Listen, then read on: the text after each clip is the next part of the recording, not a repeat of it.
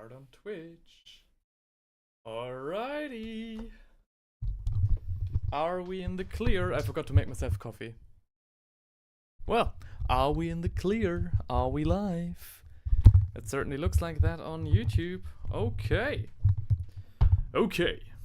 Ah, shit, I also forgot to make a test recording. Alright, it's going great as usual. So, let a bit of music play. 10 points to whoever recognizes the theme. It's playing right now. So, hang on. Let me adjust the camera a bit. It's a little bit of a different setup, as usual, as we do so often here. Oh, it's also been close to 3 months since I've last streamed, so that might also have something to do with it. I'll let you be the judge on that one. Alright. Okay, today, gentlemen, let me show you my full beautiful face. Today, we are going to paint something that my friend JD is not allowed to see. So if you see him hanging around here, make sure to please kick him out quickly, because today we are going to paint something special.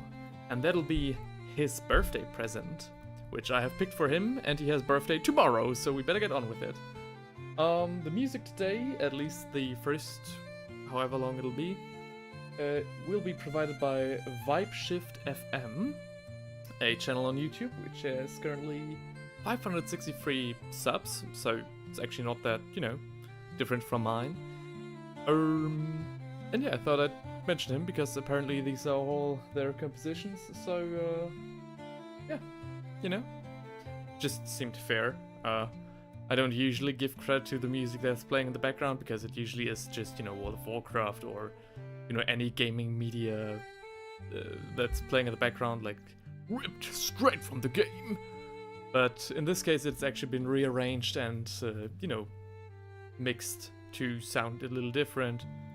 Not only a little different, but, to be completely transformed. And I thought it would be just, fair to do that. Okay. On Twitch, this live stream is currently called Fooling Around with the Deathcore of Creek, which is not what we'll be doing today. I did fool around with the Deathcore of Creek for quite a little bit. As you can see here, they are still on my desk. Hang on. These chaps are part of a commission that I have taken. What's the best angle for the light? Whoops. These guys are part of a commission that I've taken, so that's why they are on my desk. Though I will continue this commission further down the line. The deadline was actually a few days ago, so, But it's fine, I contacted the, what's it called? The commissioner, so he's fine with it. In the end, only results matter. As Gabe Newell himself has said, delay is temporary, suck is forever, so... Okay. Anything, yes. I do need to make one last audio check. On my tablet. And then I'll be right back with you. And I'll also get myself something to drink. So, sorry for the one guy currently watching. I'll be right back with you.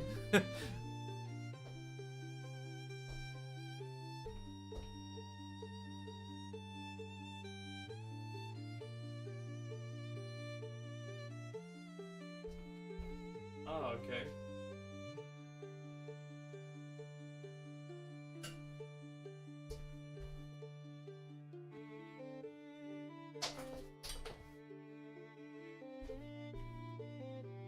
Alright. There I am back again. Grabbed myself a mug of tea, actually, of course. We don't want to be inebriated too early into the game. Let me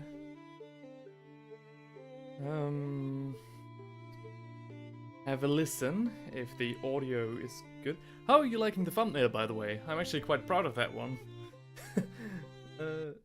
Oh shit. Oh yeah, right, I can stop the music. Oh, that's neat. My girlfriend actually got me these, got me a Bluetooth antenna for my PC, so I can, you know. I think we sound quite lovely. All right. Yeah. So I don't have to mess around with the cables in my ear. Can move a bit more freely. And honestly, if you're doing this for long enough, you're really gonna wanna get all the what's it called? Conveniences that you can get. Okay. Today's stream will all be about one certain space marine. And no, it's not going to be Titus, because I think the Titus model, you know, as cool as Titus is as a character, I think they've done him quite the injustice with his model.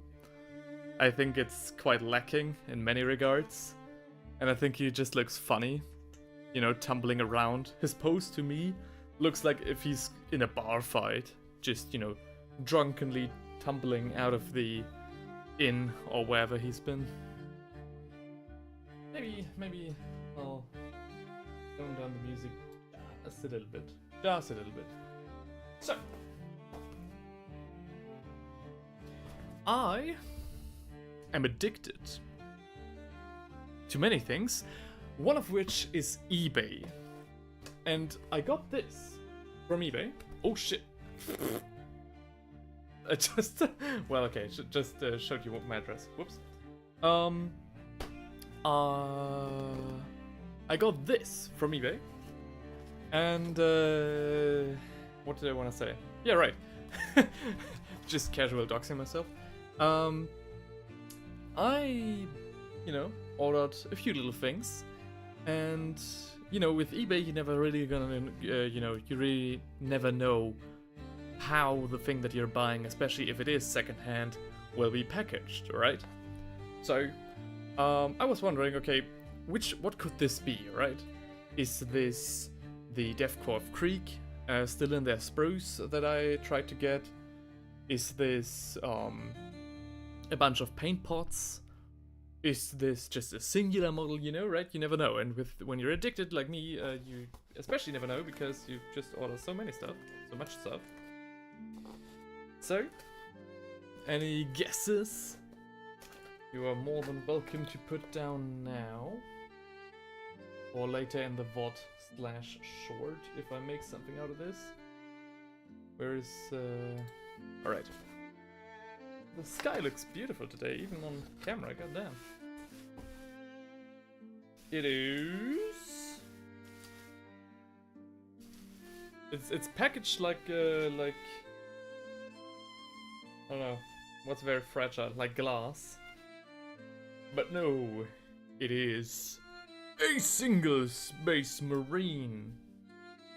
This is the man we're going to paint today. One of the, I think, coolest space marine models, especially ultramarine models, that has ever been in the roster.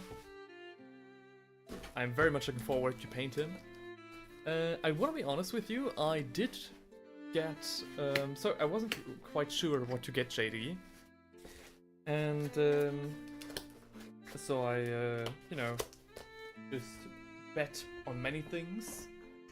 The other one being this standard bearer, this Primaris standard bearer.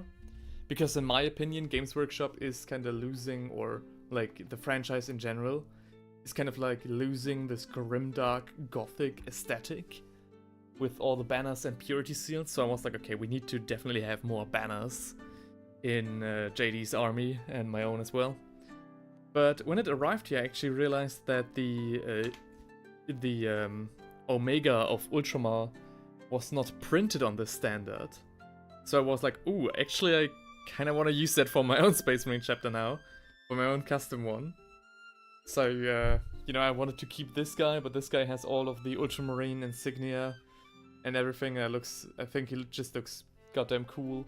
He even has the same laurels that Titus has. So actually I'm pretty sure, like at least for me, this is the cooler, tightest model, without trying to be. Yeah, and that's who we're gonna paint today. Ooh, somebody says hello. Rush's Tale says hello from Twitch. Hi, glad to have you here. First time chatter as well. I hope you're having fun, or you know, gonna have fun as we're just starting out. But glad to have you here. It's been 3 months since I've streamed. Busy 3 months. I'm very, very sorry about all of that.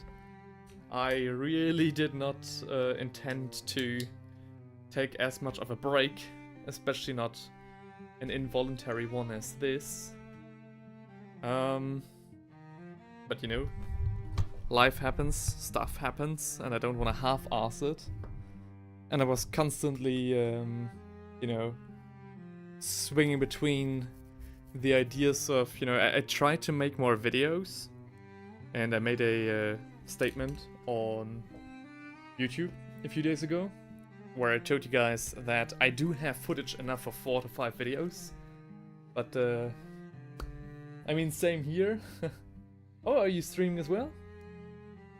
Or taking a break from the hobby, from Warhammer? Because, yeah, for me, so I was, I personally feel as fun as streams are, I do think, you know, compared to making a video, planning it, scripting it, editing it, you know, streaming is the easier form of content to make. By the way, we're starting with a nice McCrack blue for our base. Is the easier form of content and quite cheap in my mind. Quite cheaply produced. At least for me. So I was constantly, you know, like, can I really stream without putting a video down? Because I do want to give you guys the best, you know, content that I possibly can. And, you know, for my own sake as well. And then I was like, oh, well, I don't find the time to edit my goddamn videos. Maybe I should just stream to let people know that I'm still alive. And yeah, with JD's birthday coming up, I was like, okay, you know, maybe we should do this today. Francois Marion says 07. Hi! Oh wow, so many people are here. Hey guys, how have you been? Roster says, I just get into miniature. Oh, really? You do? So which miniatures are you painting? Which miniatures will you guys be joining me with today? Because in my mind, I'm, of course, not the only one painting while streaming. Just, you know, these things are called hobby hangouts for a reason.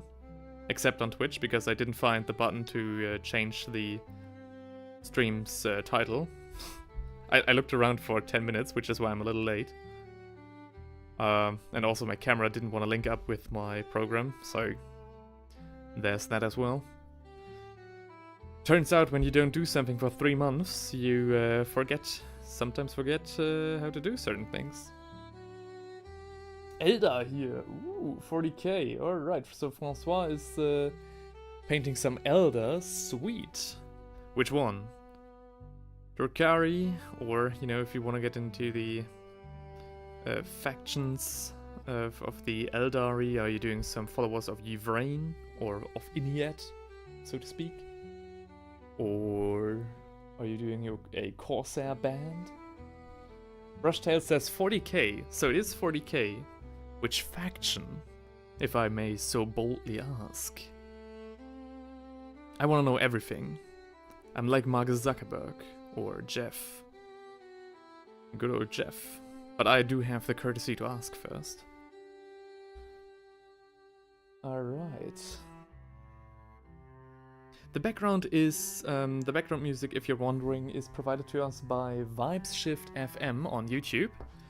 Go check them out if you want to. It's just, I think it's just fair to, you know, give him a little shout out here, as I'm using the music for the stream. Currently we're listening to an altered version of the Helldivers 2 themes and soundtracks. Which sounds quite lovely. Oh wow, okay, so many people. Captain Astrax says, hello from the US! Hey man, how you doing? Captain, my captain. All right. Hello from the hello from Germany. It is currently 20 past 7 p.m. at my place. So, you know, just so you know. Oh, not Eldari? Oh, okay. Hang on, you're painting Eldar, but not Eldari? And Rushtail says Tau, so everyone can hate me. I mean, the Tau do have, you know, a lot more interesting lore with the Farsight Enclave, and the Blade of Corn, or if I remember correctly. So, you know, I do need to... Oh, sorry. I do need to follow some more Tau lore. Captain Astragus says, I'm painting some 40k Dark Angels with the 30k color scheme. My man, you and I are synced up, because that's what I wanted to do for the longest time for my Dark Angels as well. Or like for my Space Marine chapter, if I ever, got one. So yeah, definitely a good idea.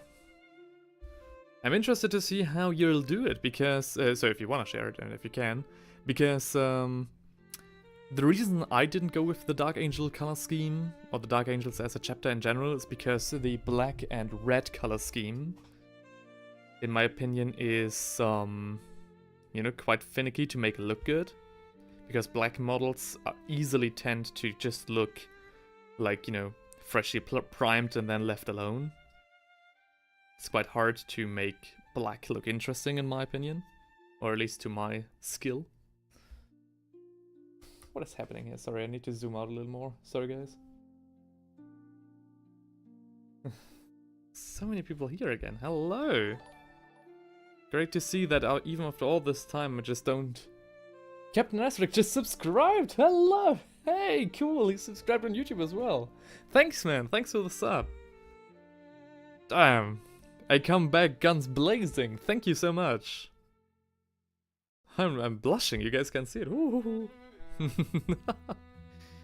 I do have, by the way, for the people watching on YouTube, or who wanna watch on YouTube, I do have, again, a lot already filmed and in the pipeline. I'm just thinking about, the right order to release them in, and all that stuff. Currently, I'll show you guys later if you're still around then.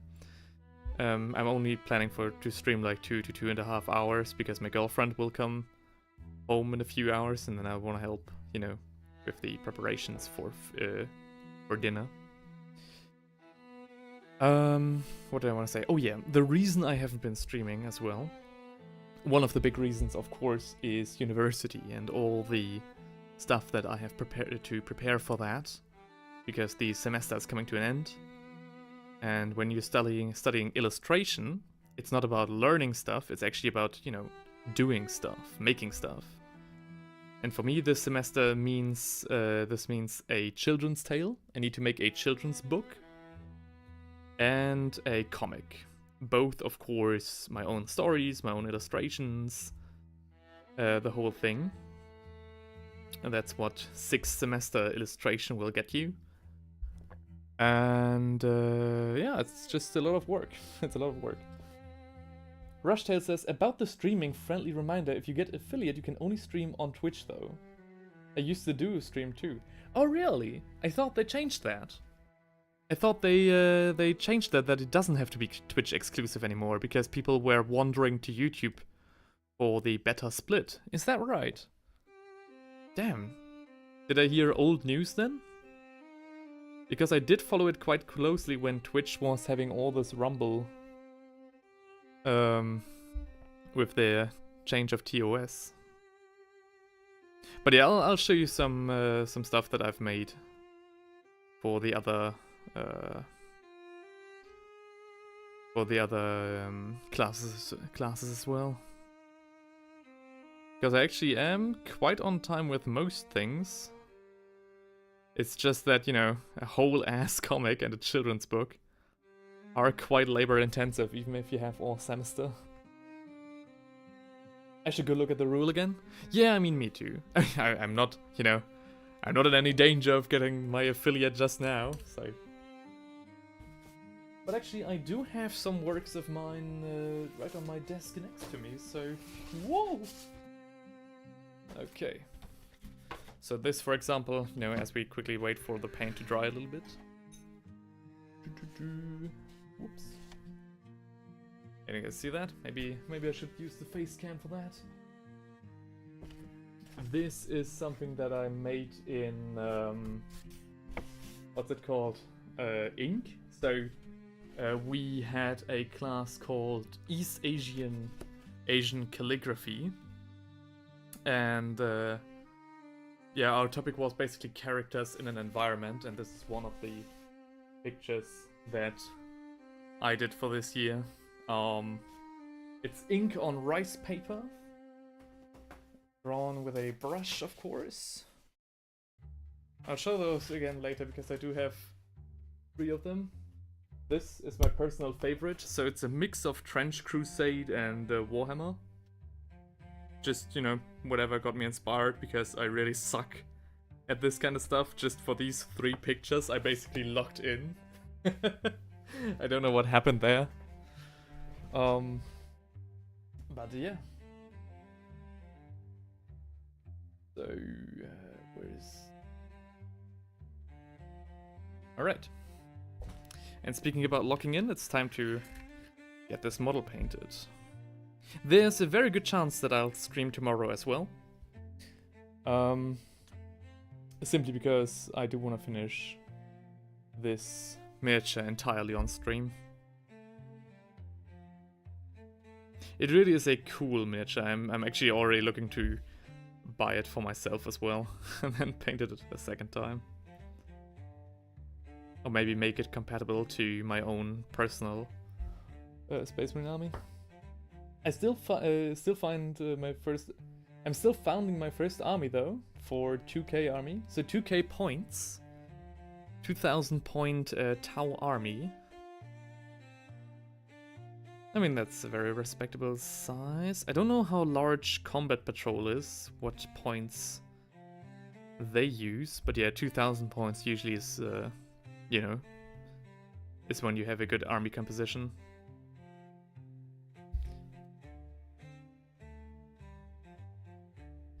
And I'm still finding my first army though?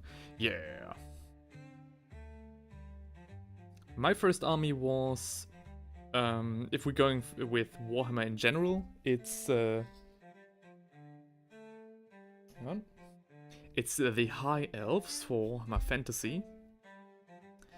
And when I moved over to 40k after fantasy basically died, I was basically sick and tired of every other faction in the whole universe being able to outgun me.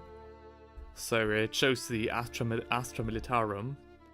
After I looked at what kind of artillery and tanks they have and saw that they basically have, you know, a whole warehouse full of different munitions. So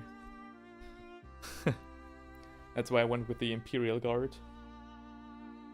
For second army, thinking Necron. Oh, from Tau to Necron? From the youngest to the oldest race? God damn, man.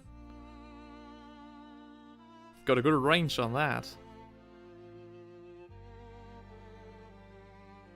I mean, kinda, you know, would kinda fit, they kinda do fit, though, because I have heard that Necron players are also a pain to deal with. So, where most Tau players get annoying is because they outrange and outgun everything. You're basically that guy, you know? And with the Necrons, it's annoying, also I've heard, that their reanimation protocols will just screw you over, and will, you know, make it basically impossible to kill any of their miniatures for good, especially their character models. Though, you know, I think they're dope. I do have some Necrons of my own. I did want to share them on my channel. I wanted to paint them on my channel as well, right when I started this journey on YouTube and Twitch. You know, mostly on YouTube. But I held a vote, And more people wanted to see the Luminev. The Luminev Realm Lords. And the color scheme I had in mind for them. Which I kinda understand. I did want to get back to more fantasy and Age of Sigmar stuff because I feel like that's somewhat my core audience. Or had been my core audience from the start. And I feel like I kinda betrayed them because I moved to 40k. Or Grey Knight, so I saw... No... So I say no witness when I win? Oh, fuck yeah. Yeah, the Grey Knights are cool too.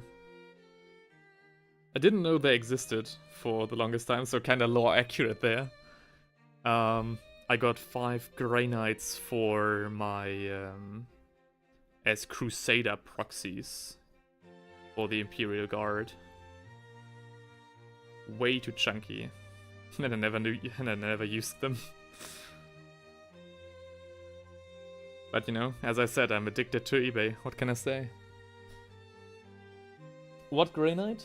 I don't know which ones I got them from eBay. I think I got the command, like a certain command squad, I think, because they do have a banner and like spears and stuff. Although I don't know.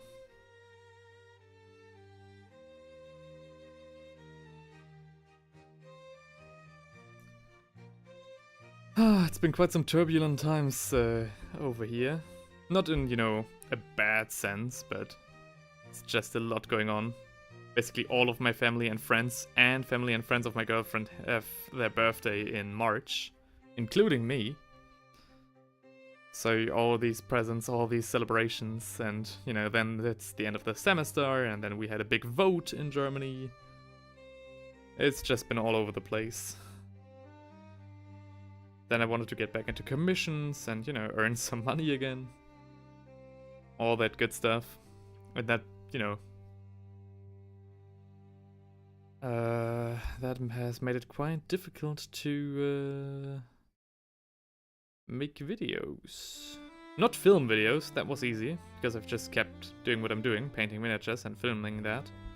But, you know, the writing script part and the editing part has been very rough these past few days.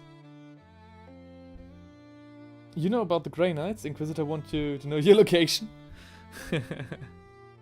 I do have, you know, there's a certain guy on this channel called The Inquisitor. He's been there basically from the start, or at least very, very early on. So yeah, you're very much right there. He definitely wants to know my location.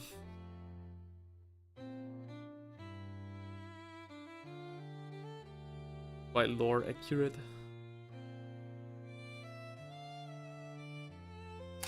But no, I've never heard of the Grey Knights. I'm calling my Imperial Knights, which are still grey because I haven't painted them, Grey Knights. That's all I'm saying. Hello? Oh yeah.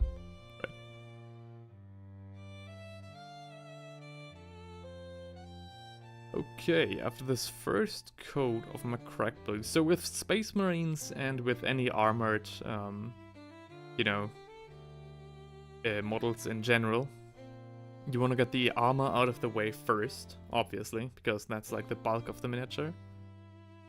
And that usually doesn't take too long. You'd really be surprised. The first 80% of any paint job will take you usually as long as the last 20%.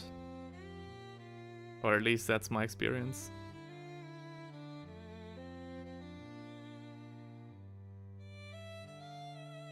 Nice twist. Glad I could save that.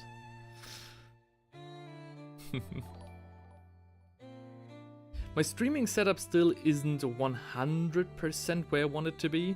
I mean, it is kind of ass for you guys to, you know, look at me past these cables and the arm holding my camera. But, yeah. And I have to, you know, twist my neck in case to, if every time I want to read the chat. Francois says, there's an Inquisitor here too. Her name is Lord Inquisitor Dago Fartzelot. Oh yeah, Dago Fartzelot. Yeah, right.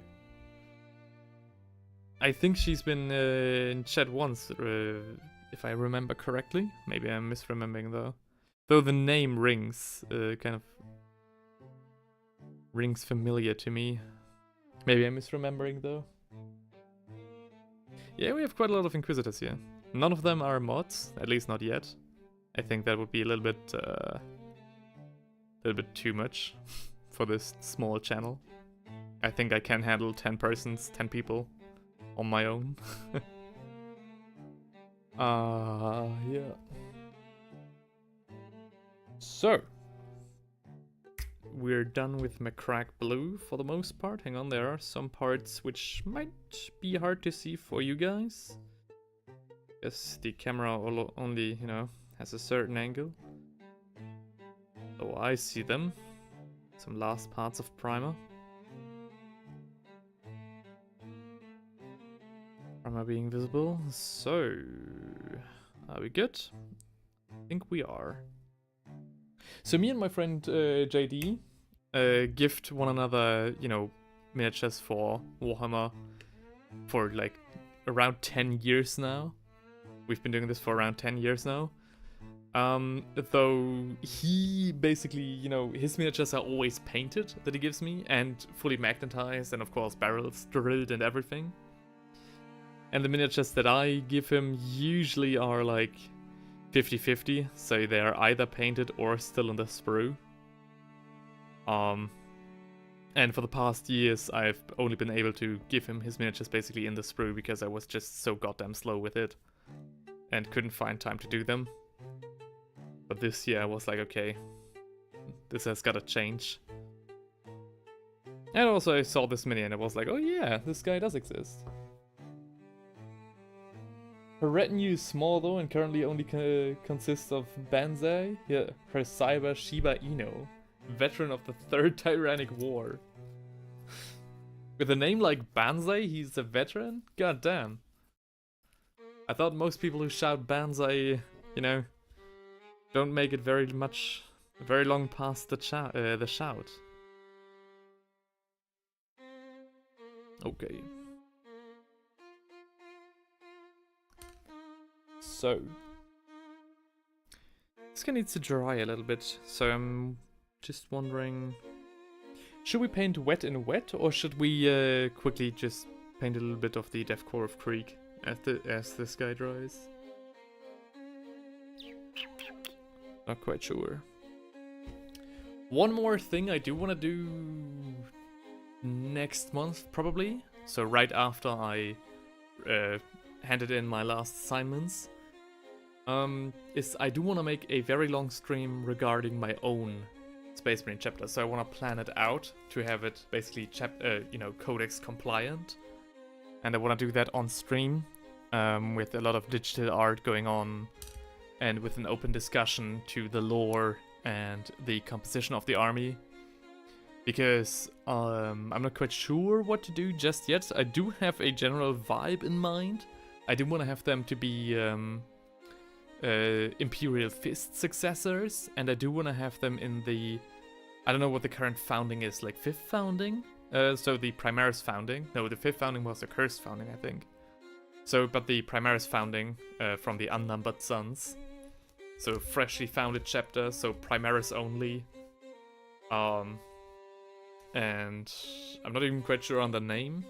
The working title is Celestial Spears, but Emperor's Phalanx also has a nice ring to it. I guess we'll see that. Hence why he's a member of an inquisitorial retinue, a true zealot. No spider or fly is safe in the house. Oh, so Banzai.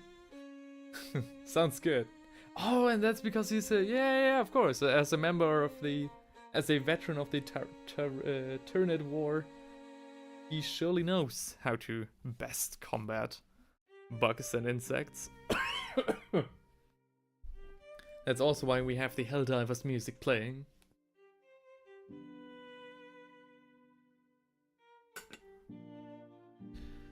Okay.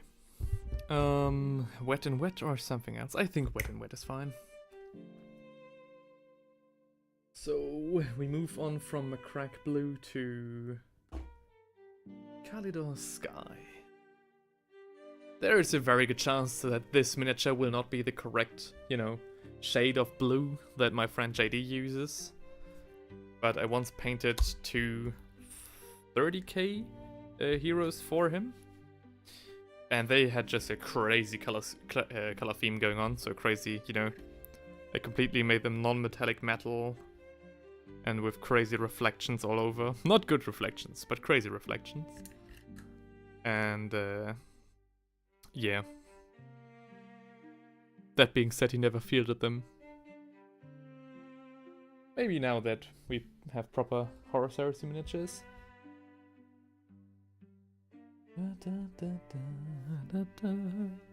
So, let's get some more paint on here.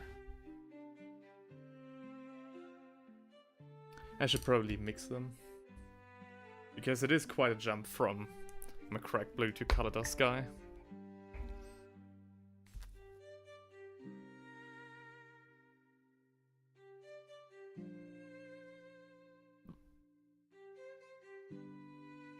So I'm just gonna mix them on a piece of paper, because I don't want to get up and prepare the wet palette. Should have thought of that ahead of time.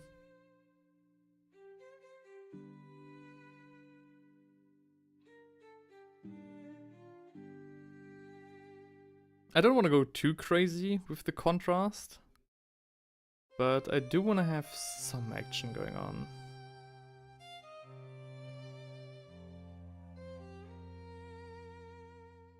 Some of that sweet highlighting action. And you already, you know, you might already be hearing. I'm already talking slower. Because this takes a little bit more brain power than just slobbing on a base paint. But yeah, we'll see. So yeah, there's a lot more stuff planned. I do have an entire project regarding the, like, multiple videos regarding the deathcore of Creek and certain color themes, color schemes. Now, a little late after they came out, which is a little bit of a shame. But I already bought the miniatures, so I gotta do something. Yeah.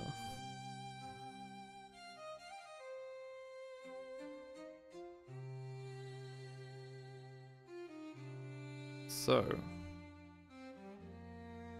in a few weeks I'll also be in my 6th semester out of 8, which I've heard is a lot less stress than the 5th, because we do have less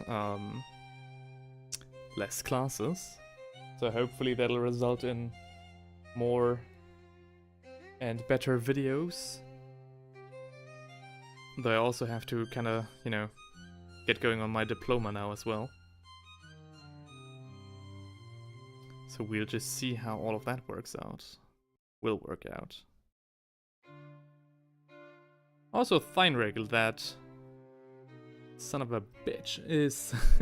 no, Theinrig the Madman, the Rat Man, is supposed to release his first video in a bit. It's already done, he's just so much of a perfectionist.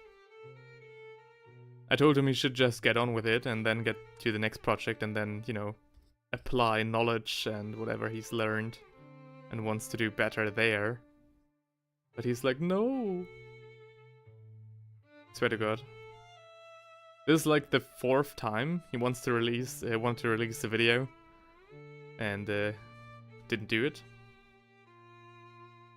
But I'm not letting this be a, as we say in German, a Rohrkrepierer.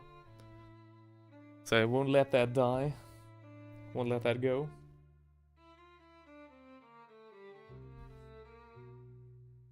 Yeah.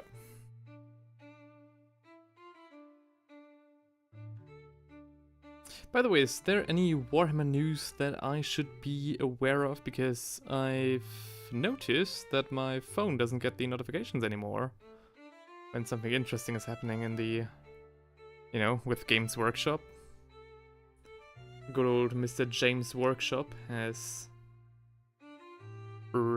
deleted me from his contacts, it appears. And because I deleted Instagram, I don't even get those messages anymore. I still check if you guys are writing, but that's basically all. Just took too much time.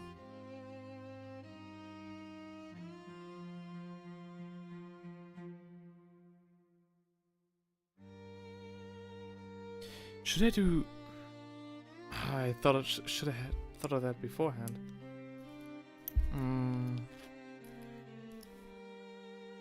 Maybe I should have gone with more of a grimdark. More of a grimdark theme. It's too late now.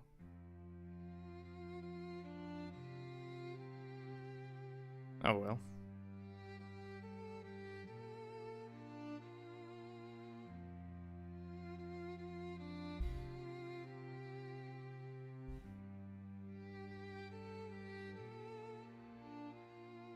Rushtail says he just got going on the reading and says you actually can multicast with some rule. All right. See, that's what I thought. Because again, the if I'm not mistaken, the revenue split on Twitch is like 30-70, right? And the revenue split on YouTube is 50-50. Not that I'm doing it for the revenue, like, right? So one of these streams, if nothing gets claimed, generates like, I don't know, $1 or so for like 8 hours of streaming. But, oh well, it's good to know that it's legal.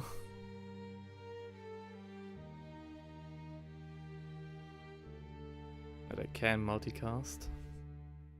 But yeah, if I had to decide between the two, I would stay with YouTube. I just like him better. Nothing against Twitch, but, you know.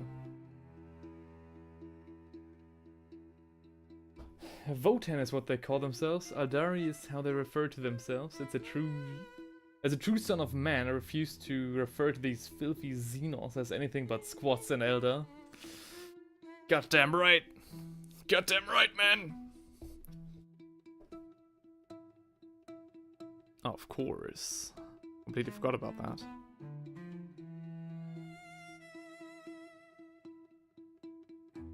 By the way, what are the squats doing? So, the Eldar are still on their quest, you know, at least the, you know, what I consider to be the main faction, the followers of Inead, are still looking out for the 7 swords of Morai Hag, or something like that, to revive Inead, the 7 fingers, to revive their God of the Dead. And so they're up to that the last time I checked. But the squads are literally doing nothing right now, or are they? They're like, the squads and the Silent King are like in a competition on who can do the least in Warhammer. I guess now with Vashtor the Archifane. He also does fucking nothing. At least nothing that I'm aware of, sorry for swearing.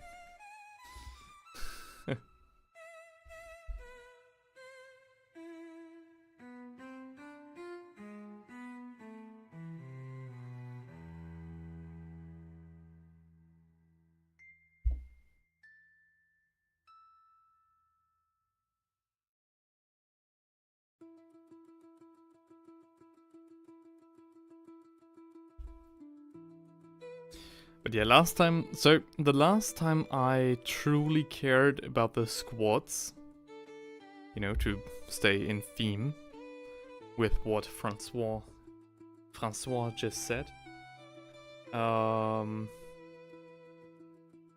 last time I checked on them was basically right when they were released, and then I quickly lost interest in them because simply because of their design aesthetic. They're really not. They didn't really go in the direction that I was thinking they would go when they released the trike. I think the squad kill team, the Ayarkin Jaegers, I think they look sweet. They definitely look like more what I was envisioning. But yeah. basically after the whole controversy where the people bought the squad kits and then they got their rules changed to be a little bit less meta. So that was basically the last news I picked up. I just go hang on.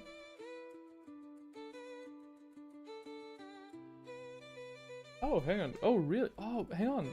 Oh, that's interesting. Your second message didn't pop up long enough on my goddamn chat. So Francois says the squads are serving the will of AI, and then you wrote something about abominable intelligence. So I saw that on the screen, but not in the chat window. Sorry about that. Don't know what went wrong there. Maybe it is already too late, and the Google AI is censoring speech against it, acting as if we don't know. But yeah, that's true, right? That's what I've heard as well, that the Votan basically do have functioning STC, you know, to get a little bit technical. I'm pretty sure there's supposed to be a purity seal right here. Oops, sorry. There's supposed to be purity seal right here where there's like a bunch of glue droplets. I do have to check in the box when we leave this one to dry for a second time. Maybe it fell off. Fell off. Yeah. YouTube doesn't like the term abominable intelligence. Apparently not.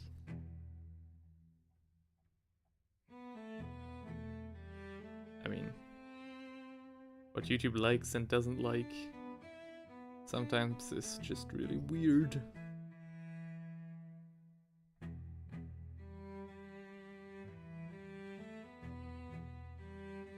So,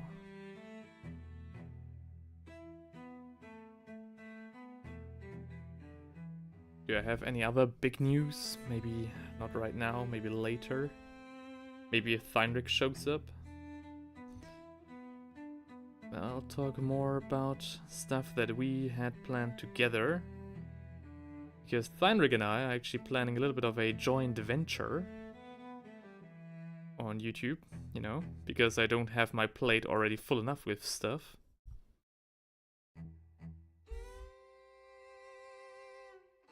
Sorry for the bad quality of the stream sometimes. The camera I'm using doesn't have auto, what's it called? Auto sharpening stuff? Autofocus? Yeah, right, autofocus. So I have to focus manually and just try to hold it as still as possible in the miniature. So it'll stay in focus. You guys can actually see what I'm doing. Okay. So we're done with the second coat. There's a little bit of a difference. So we do have some slight gradient of light blue and of a purplish blue. Just gotta make sure that I reach actually into all the crevices. Yeah, come on. I did spend the entire day yesterday with painting, but not miniatures, but my girlfriend's old apartment. So we could, you know, completely move out of there. That was just 5 hours of swinging the brush in there, painting everything white. And after that I was like a part of me was like, finally I can go back to painting Warhammer, and another part was like, dude, we've been painting for 5 hours. And then, I only painted a little bit before I just went to bed and read for the rest of the day. Currently I'm reading the War in the Soul System, the first book of the Siege of Terra series. Was dang difficult to get my hands on that book. Autofocus is garbage for miniature painting, fixed focus is the win. Yeah. That's what I'm thinking as well. Some people have like these godlike cameras, or they like took a bribe with the devil, so that the autofocus always does what they want. I'm pretty sure a guy from Midwinter Minis, at least for the longest time, has had autofocus in his videos. Though I'm not quite sure. I always did it with fixed focus though, since the very beginning. Because yeah, as you said, it's really garbage. Not the autofocus's fault, trying to catch this singular miniature. But yeah, waste of time. Come on. The problem with white primer that I always have, and that's why I don't necessarily, like, I really don't enjoy using it, for multiple reasons, but one of the reasons is that if you miss a spot on a miniature that's been primed to white, you will always see it in the end, whereas black primer will just, you know, hide in the crevices where you can't reach, and will just look like shadow. So nobody will really care. But with white primer you have these gleaming spots, you know, staring you in the face. So, what do we do next? Oh, what kind of company will this guy be? Hang on. So I do want to paint him as a lieutenant. I think this guy is a veteran, right? I mean, that pose and everything. That pose and the decked out armor. That guy should be, like, is very likely a veteran, which would mean first company, which would mean white trims on the shoulder pauldrons. Another idea, I thought maybe like fourth company. The Defenders of Ultramar, with the green trim, which are my personal favorites, at least from an aesthetic point of view. That would also wouldn't look too bad. I think I'll go with the white trim, and then see if maybe we'll change it around after that. What's the next thing we should do? Oh yeah, probably light blue for the starkest highlights. You know, just a little bit here and there to box the miniature in. I suspect it's just heightened camera and lens that allows the fixed focus to be in focus at greater variance. Yeah, that's true as well. I have tried, you know, experimenting with my camera in that regard to get more wiggle room. But yeah, there's not a lot with the camera that I have. So basically this is how we want to look at the miniature. And this is how we gotta apply the highlights.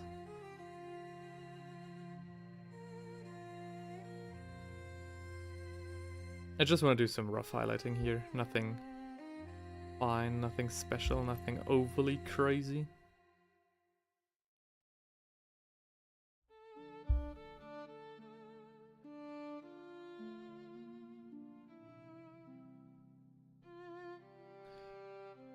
But yeah. Sometimes I do like dream about my dream camera setup and everything. I don't have a specific camera in mind. But you know, I did play around with it in my head. And like what I would like to invest in would not be the camera itself, but like support stuff for like smooth camera movements and all those things, you know, a nice gimbal, a nice, you know, these rails where the camera moves on a certain axis. So that's stuff that I've been thinking about. But I was like, okay, to justify getting that, I would need like 10,000 subs or something on YouTube. Because everything before that would be just like a fool's hope. And if I'm good enough as a YouTuber, then I will reach that goal without all that fancy equipment. So, you know. I don't dream about that because I think, oh, it would be so awesome to, you know, they'll surely get me there. No, I'm more thinking about like, okay, like, yeah. Red camera, go crazy, 8K. Yeah. Actually, on my academy, I do kind of have access to some red cameras. Because the academy I'm studying on also teaches film direction and acting. So there is a certain supply of red cameras that we as students have access to, even the illustrators. We just gotta, you know, figure it out with the guy who runs the... what's it called? So basically the supply stock. You know, ask him if we can borrow it. And I'm very good friends with that guy. Okay, what not very good friends, but I'm like, we're friends. We get along. So yeah, that would be a little bit too much. I would like a desk like Goobertown built. It has a bunch of scaffolding to attach cameras and lights to. Ooh, that also sounds nice. I'm very, you know, satisfied with this arm. Hang on. So this one. I got this arm like I put it on my Christmas wish list a few years ago. Because I really got tired of having like a camera mount between my legs while filming. That was always a pain, and I did do it for 100 videos, and like enough is enough. So yeah, if you want to do yourself a favor, get yourself one of these arms. But it has to be the expensive one, unfortunately. Because the other ones for like 20 bucks or 30 bucks, they will not hold the weight of a proper camera. Or like, that's not like a camera, right? So not your phone. If you're filming with your phone, the cheaper ones are of course fine.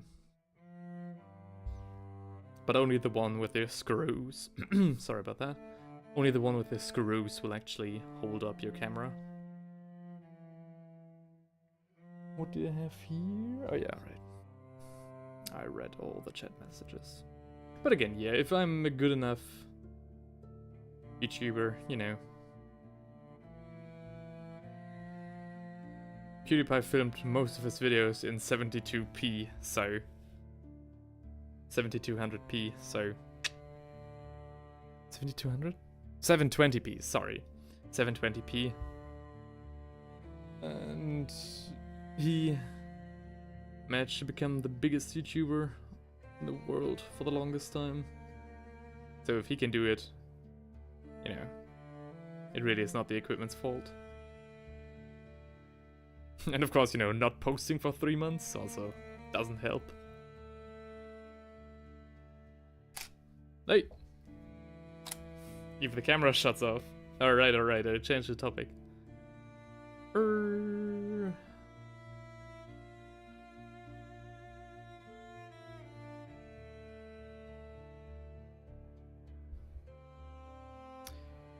Another, like, smaller reason, but definitely a reason nonetheless, why I haven't been posting, is that I am actually... I actually beat the statistics and got a girlfriend, holy shit, as a Warhammer YouTuber, that's unheard of. And we just moved in together, and I always feel kinda guilty when I'm working on stuff and she's just in the room, you know, currently between semesters. Just, you know, hanging out. And I feel like, oh shit, I'm ignoring my girlfriend. So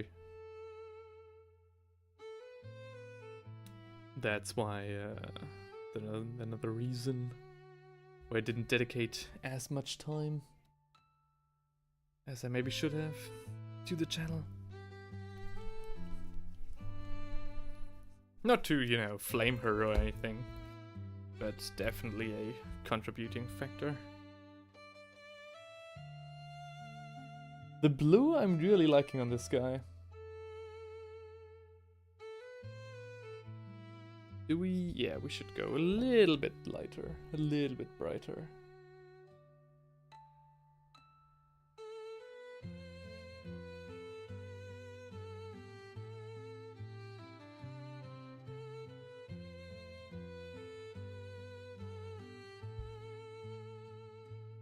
I must say the Bluetooth antenna on my PC really does a lot of work right now. It's so nice not having to care about a dang cable that's connected to my singular headphone.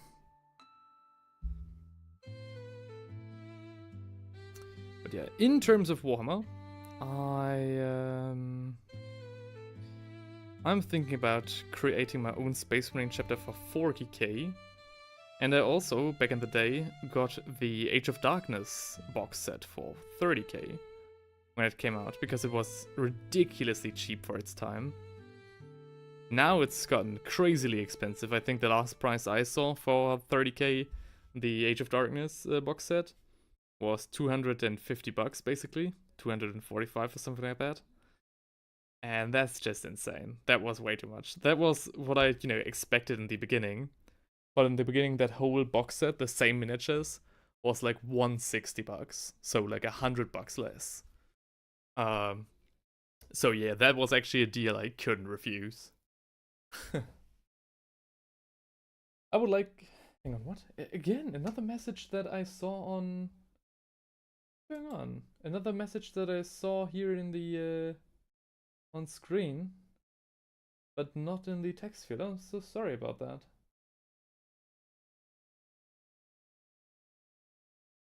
The music also has stopped. Hang on, let me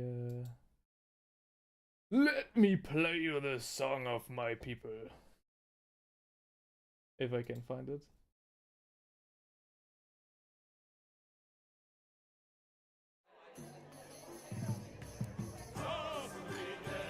It shouldn't be too loud. Oh, it's wrong there. Okay.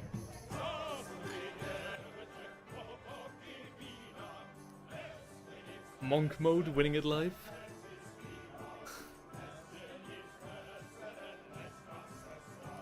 Well, I used to be a big enjoyer of the monk mode. If we're speaking about the same thing,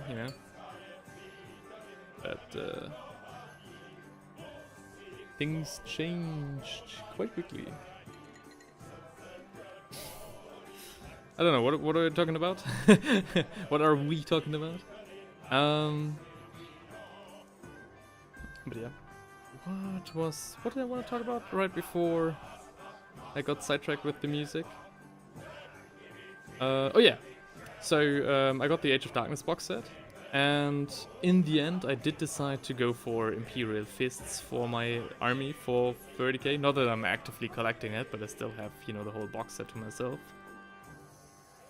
And kind of a shame that they are mainstream now for 30k, and all the promo material. I did want to, always play Imperial Fists. But now they've become mainstream. I'm like, damn. People think I'm a normie now.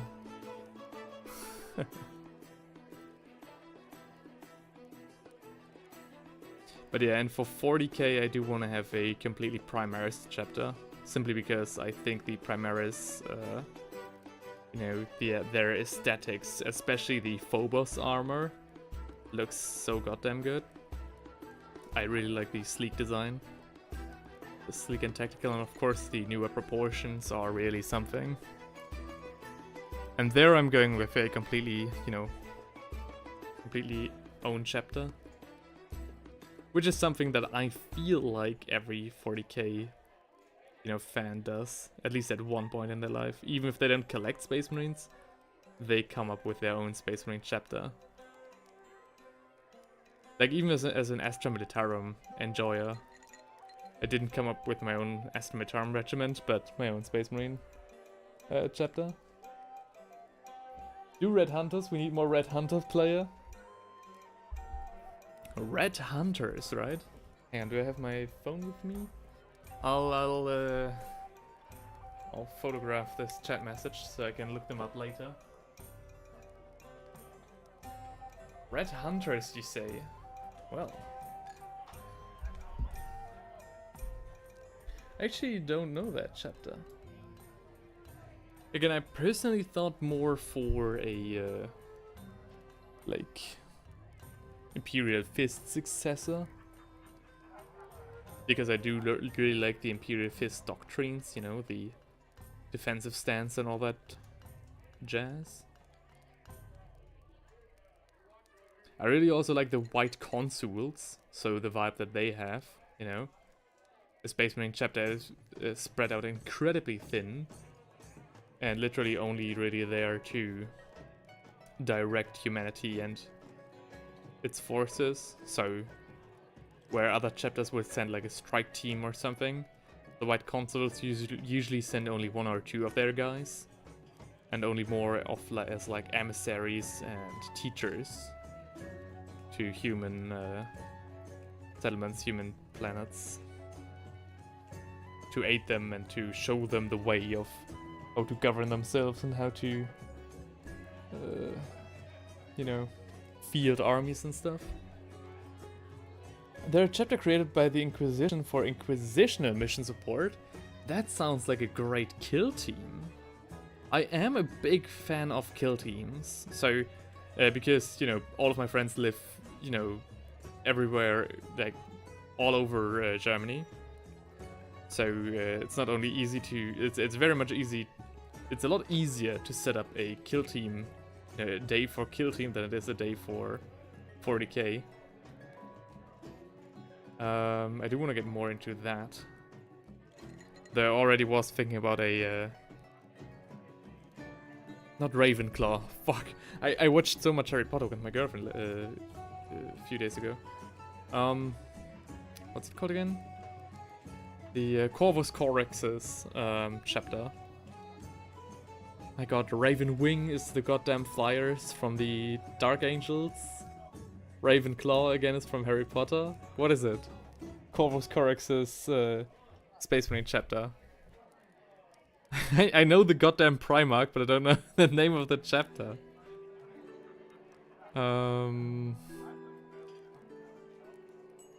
Raven Guard. Is it the Raven Guard? Yeah, pretty sure it's the Raven Guard. Yeah, it is the Raven Guard. Okay. Thank you, Francois. Yeah, the Raven Guard. So I think those guys are prime material for a kill team. Though I did find out recently that there also has been a Deathwatch kill team that Games Workshop put out. And that also was like, okay.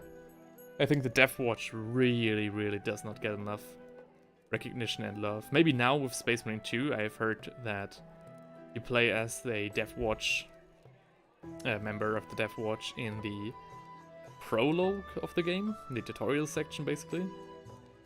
So, you know, maybe now it's a little more on people's minds.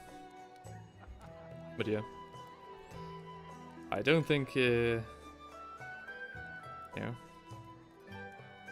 it's that common. Which I kind of understand on Games Workshop standpoint.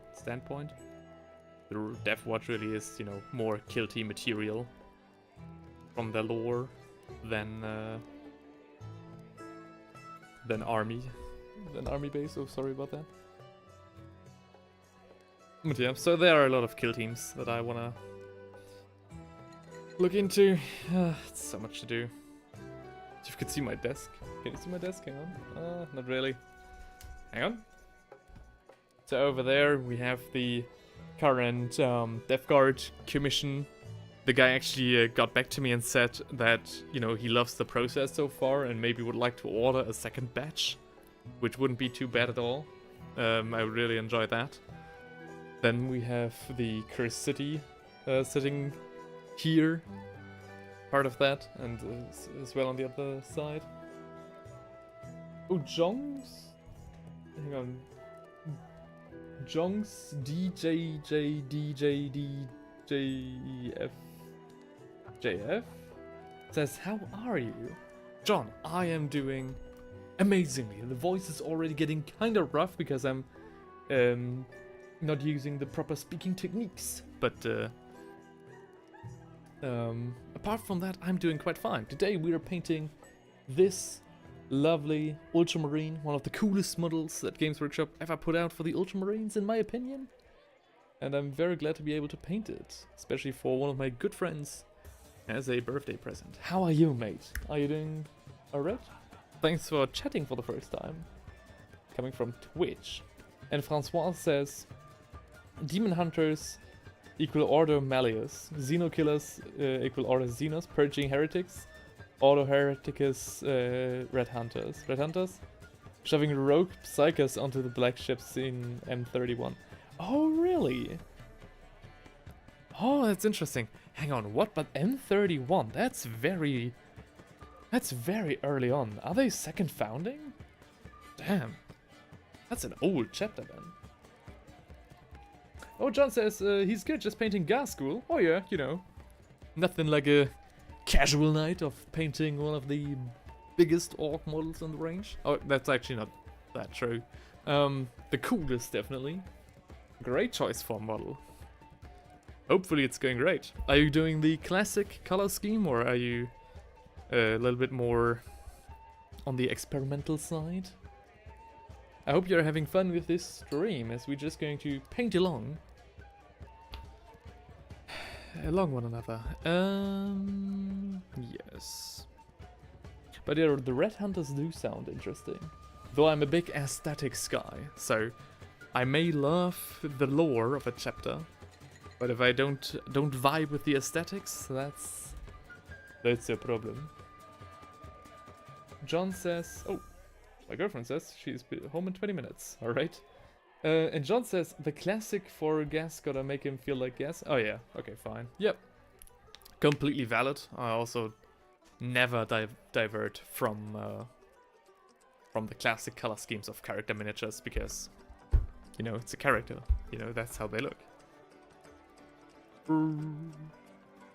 What are we going to do? I think we're good with the blue on this marine for now. I don't actually want to do much more, of course, later on the highlights, but so far I'm quite happy with what we've got. Next, I'm feeling... What should we do next? Maybe some gray? Maybe some gray. Yeah. My voice is already so rough. What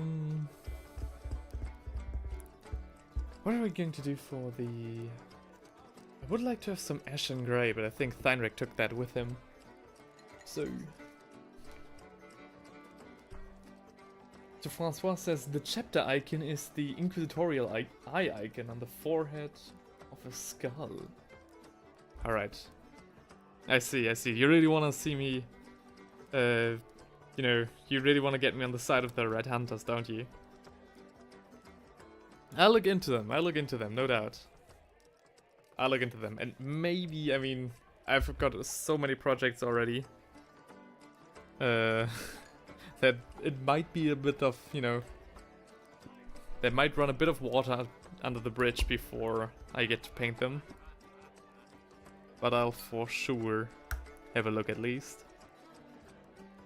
But yeah, there will be a stream in April, so there will be a second stream tomorrow, because it's already getting kinda late and we're not making good progress. Or like, maybe you guys are, but I'm not. So there will be another stream tomorrow, same time, around 6 PM to 7 PM. So that'll be the start, and then we'll see where it takes us from there. Because again, this miniature needs to be finished. And, but yeah. There will be another stream in April. I'm feeling like the second week of April, maybe. I will do another announcement as well. And we do have a bot in the chat. More abominable intelligence. Cease. Super cool. Red is fun to paint and totally underrepresented. I mean, red definitely is cool, yeah. My LARP character, you know, his armor is completely red. Which has oftentimes led to confusion, because the events that I go to, the Drachenfest in Germany, does have a red camp, but I'm not part of the red camp, I'm part of the silver camp. So yeah, it's not often that, like, the silver people know me, but the people from other camps are like, "Oh, you're from the red camp," and I'm like, "No, no, I never was." And the red camp usually is full of dicks. Anyways, what were we talking about? Oh yeah, red as miniature paints. Yeah. Is there a singular miniature that I've ever painted red? Maybe some of my high elves. They're from Craze, so they have a red and white color scheme. Well, that's basically it for me there. Maybe we'll do a kill team or something like that. Maybe we'll do like some Death Watch action. But the stream in April will all be about, you know, planning and digital sketches of Space Marines, of my own custom chapter. And I would really appreciate if many of you guys would come to that. Again, I will make an announcement on YouTube when that'll be happening. On Reddit as well, I think. Oh, sorry. And because I do want to discuss certain things and would like to have a second or third opinion on some things. Especially doctrine and stuff like that.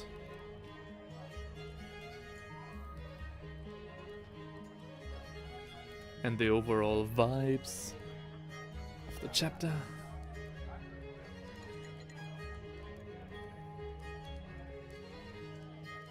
But again, that'll be in April, so it'll be some time. So, did we pick out all the armor joints? I think we did. At least in some parts. Do we go for leather? No. I personally think we should go for... Oh shit! It's Heinrich! He's back! He's done singing! How are you doing, mate? What's going on? When's your goddamn video coming out?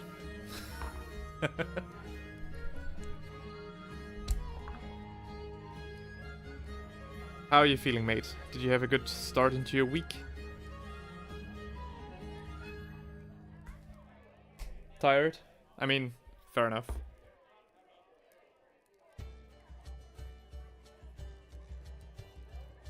Right. Yeah, fair enough. I'm not sure if I'll be coming on Discord later this evening. I don't know why, but I was exhausted today. I mean, yeah.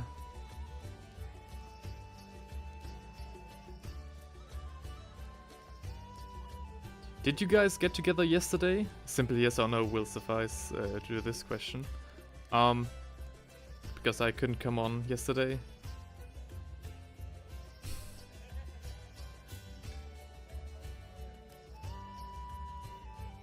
What's this miniature? It's a special lieutenant for the Ultramarines. Ah, okay, you didn't get together. Okay. Yeah, fine, okay. Then on Friday. It's a special Ultramarine miniature, one of the coolest miniatures I think personally for the Ultramarine range. I personally think that this guy is the better Titus, without trying to be. And yeah, it's basically what I want to give JD for his birthday.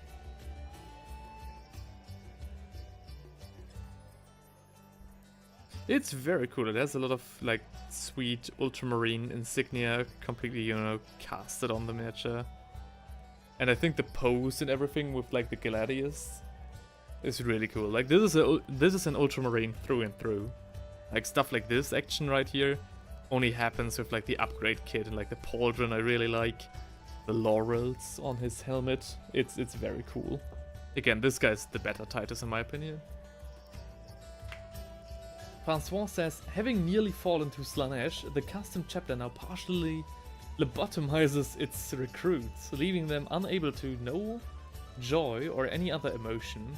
The armor is painted grey and they refuse. Oh, are you telling me the story of the red hunters? I am very intrigued. Yeah, okay. But for the belt and stuff like that, we are using mostly grey. and refuse adornments and decorations on their armor. The custom chapter does not wear campaign badges or heroic awards. Not quite sure if I vibe 100% with that aesthetic. Do you wanna know something? I recently watched a video on the topic of detail creep with Games Workshop's miniatures. Detail creep being, you know, the phrase for the miniatures getting more and more, like designers putting more and more, you know, little details on these miniatures which haven't been there before. So for example, if this was a tactical marine from back in the day, the pauldrons would be flat, you know, not necessarily these imprints. He would have less stuff on his belt. And the example that the guy who made the video gave was basically the Phobos Lieutenant in Phobos armor, and all of the, you know, small adornments and strings and straps and stuff like that that he has on his chest. And oh, hi Inquisitor! Hi, how you doing, mate? Glad to see you here. So, but basically they were saying, oh yeah, it's a problem that nowadays Games Workshop puts more and more of these little details on the miniatures because people, you know, have a harder time painting them. And I was like, bullshit, you know, what are you talking about? First of all, that kind of sounds like a skill issue to me. Second of all, my painting philosophy, I know not everyone has this, but, you know, I personally do wanna, you know, don't mind putting hours into my miniatures, even if it's like a batch of stuff, because I feel like I paid so much money for it, might as well get the most out of them. And also with like most details, like for example these purity seals, you could just leave them off. You don't have to put them on. So if you don't want to paint them, just leave them off. The Death Core of Krieg over there have so many more details that I could have put on them, but I don't. But it didn't. So I don't know what he was coming on about. Especially because I think it's actually the other way around. I think the miniatures are kind of losing a lot of details, especially in, like, if you look at 30k, how 30k was portrayed prior to the board game, and how 30k looks now, it's insane, you know? The usual 30k Marine from back in the day on the artworks, like, dressed to impress, you know, gold and all of kinds of adornments. And when the Age of Darkness box set came out, I was incredibly, like, not like frustrated would be the wrong word, but a little bit taken aback by how little decorations their armor has. And I mean, of course, you know, the Horus Heresy is a tough time, but I don't know, dude. JD, who's JD? No, I'm suggesting lore for your custom chapter. Oh wow, you just came up with that on the spot. Oh right, okay. I mean, I do have a video called Love Letter to the Community, I think. Or Love Letter to the Fans. I think Love Letter to the Community. Where I showcase a few people who have already painted a couple of Marines. The Inquisitor being one of them. In my color scheme. And also showing like the prints, the blueprints that I made for them. So I do have a rough idea of the color scheme in mind. Though gray, you know, gray or like a cream color is part of that. It sounds good though. Did you come up with that? Like on the spot? No, it's no, Inquisitor. It's not loring time. Not yet. Not yet. But in early April, like the first maybe even, but at least the second week of April, I will have one or maybe two quite long streams planned where I want to fully design and discuss the chapter compliant, the codex compliant custom chapter that I want to build. And for that I want to have as many people online as possible and discuss in depth the vibe, lore and doctrine of this newly founded chapter if you want. It will completely be Primaris, so it will be of the most recent founding with the unnumbered suns. So Primaris only. And of course, with that, I don't want to go too deep into the classic Dreadnoughts, for example. So if you want going to use Dreadnoughts, then the newer models, like the Redemptor Dreadnought. But yeah, in terms of ancient stuff, I stick with the 30k. Anyways, that'll be it for March. To your question, who is JD and why is he not... Do you have any old world? Yes, I do actually. Inquisitor's never going to hear the answer. Sorry about that, man. Yes, I do have old world. I have a lot of old world actually. I have hundreds of high elves and Bretonnians just waiting to be painted, and that's something that I wanted to tackle already in February, but you know, stuff got in the way. I hope with the end of this semester, and with, you know, my assignments, for example, this being one of them, with my assignments for university done, I think this is just one class. I finally will have more time to get back to Warhammer painting. But yeah, it was a tough time so far. Okay, so, but the question of Inquisitor, who is JD and why is he not allowed to watch this? JD is a good friend of mine, and we gift ourselves to each other's birthday because it's just 10 days apart from each other. We gift ourselves Warhammer, like miniatures or like paint supplies. For the last 10 years we've been doing this, and the last miniatures I gave him in the last years all had been, you know, he, you know, paints them and he magnetizes them and he drills the barrels and all of that stuff.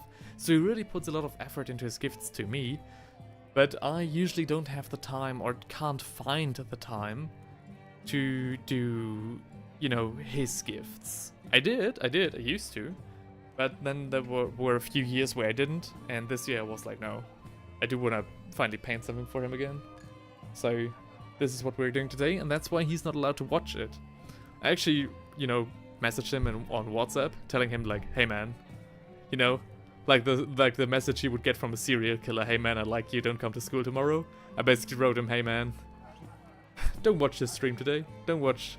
If you don't want to spoil your birthday, don't watch this stream today. So, yeah. Actually quite proud of the thumbnail as well.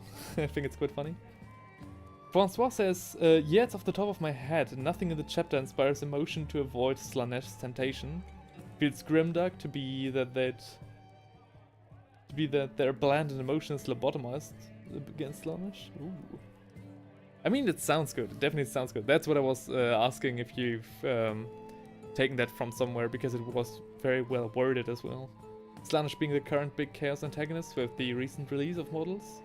Figured a custom chapter might be fun to be in direct opposition to the Emperor's Children. I mean, maybe. It's not that bad of an idea. I was more, you know, going in the White Consuls direction. You know, more of the defenders of the Empire, in a sense that they would also send only small strike teams to different worlds to defend them and bolster their defenses. But yeah, I mean, definitely worth thinking about. Thank you for the like, genuinely thank you for the lore idea. Inquisitor says, you basically described my autistic desire to have 5-hour-long talks about the metal end of a belt, just because why not? Yeah, I mean, hey, right? I have the desire as well, man. So might as well make a stream out of it. John says, I have a small Bretonnian army. I mean, fuck yeah, man. I love Bretonnians. Bretonnians were my first choice for Warhammer. The only reason I didn't pick them was because I was, I think, 14 or 13 when I started with the hobby. And I didn't feel up to the task to paint them properly. So I chose High Elves because, you know, they were my second choice anyway, and they were a lot easier to paint as well. And now that the old world is back, I asked a friend of mine. So there is a stream, a VOD on YouTube, called The Night King's Treasure, or something like that, from my channel, Brink of Art, where I go over the entire old world Bretonnian collection that he has. A lot of tin models, very rare ones as well. And I had a very long talk with him about the color scheme that he wants for these miniatures, because I can't justify possibly spending more money on Games Workshop's products. without, you know, getting something out of it. So when he said, hey man, I have like 5,000 points of Bretonnians, unpainted, proper old world models from like 2003, do you want to paint them? I was like, hell yeah, I want to paint them, because, you know, I don't have space to collect them anyways. Might as well just, you know, enjoy painting them. And then be rid of them. Let me open the stream on PC so I can read twice as fast what was written in chat. I mean, do you really need to? I don't know, man. Orcs and Goblins and Skaven were my first old world armies, but I hate painting horde armies, so all I have now is 5k of Dark Elves. 5k of Dark Elves? Jesus Christ. Yeah. So another reason why I chose High Elves was because back in the day there was this amazing army starter set called Battle for the Blood Island. Which was like, I think 7th edition rules? No, it should be 8th edition rules. No, it definitely was 7th, sorry. 7th edition for Warhammer Fantasy. And my friend took the Skaven and I took the High Elves. We split it right down the middle. The box cost like 70 bucks for around 70 miniatures. Yeah, quite cool. Quite cool back then. I really do love my High Elves, but I really want to paint some Empire and Bretonnian as well. By the way, I do have some on my desk right now. So this is the Empire that I... Oh, hang on, my girlfriend is there. I'll be right back with you.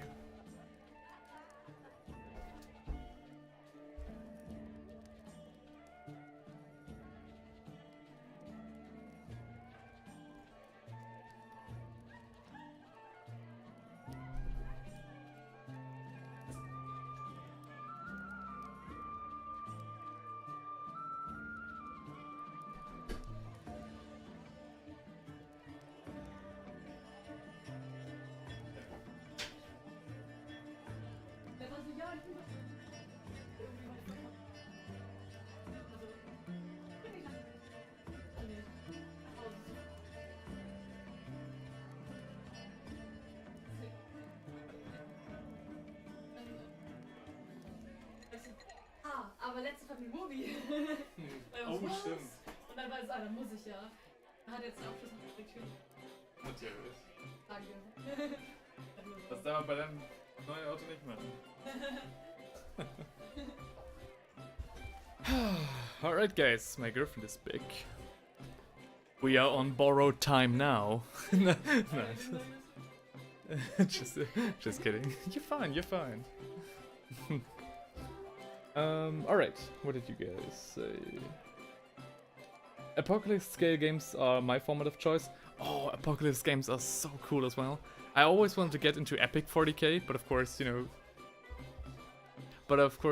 you know, I never... Like, Epic 40k was long discontinued when I got into it. Into the hobby in general. Yes. Oh, be careful, hello. Yeah, and again, Legions Imperialis, I have hundreds of miniatures, dude. I have like 2,000. I can't justify getting the Legions Imperialis starter set. Even though I'd love to. But yeah. So who is this Lord Inquisitor Doggo farts a lot? Oh well. That Francois has to tell you. But yeah. So I can't wait to, you know, build up a little bit of a Sterland force as well. As always, thousands of projects, but way too little time to do them all. I'd love if I could, if I could do this full time, I'd easily be able to produce like one video a week for like the next 10 years without running out of content. Easily.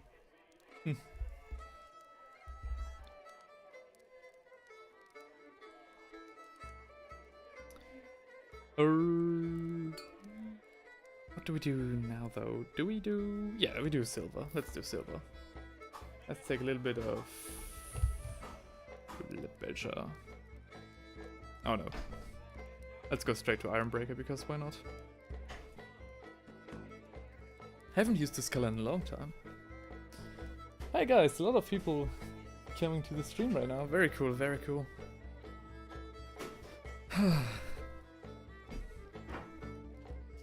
I think I'll keep going for like half an hour, maybe more.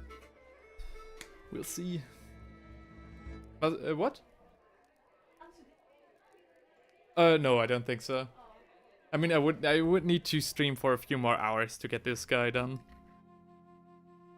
Nah, it's okay. I'll join you with dinner at the latest.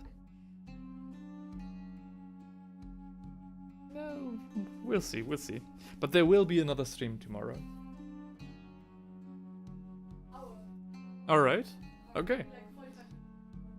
Alright, okay. So, guys, it's 1 more hour till bedtime.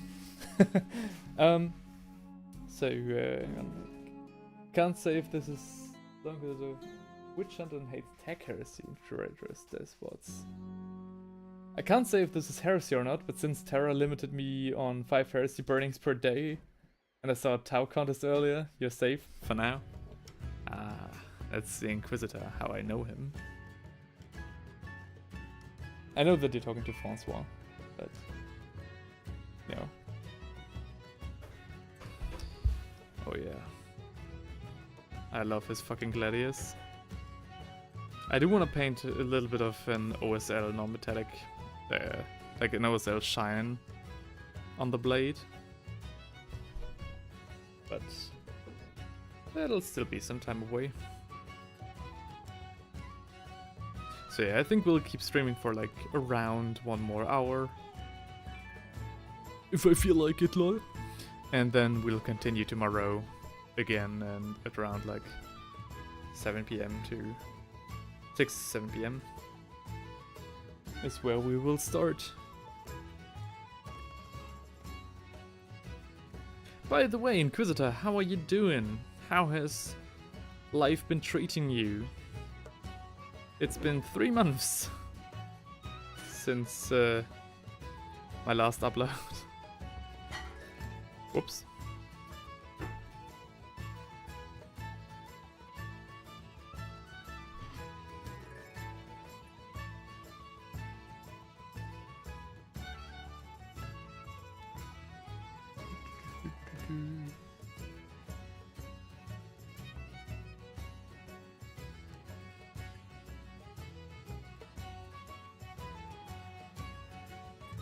Life treat me like shit? Oh no. Oh damn, sorry to hear that, man.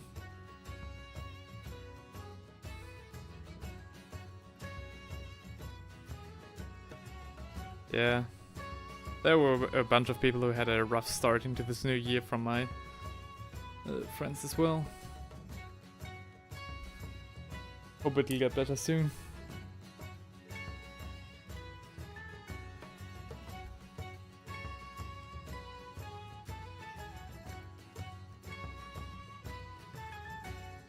Alright. Let's get to these exhausts.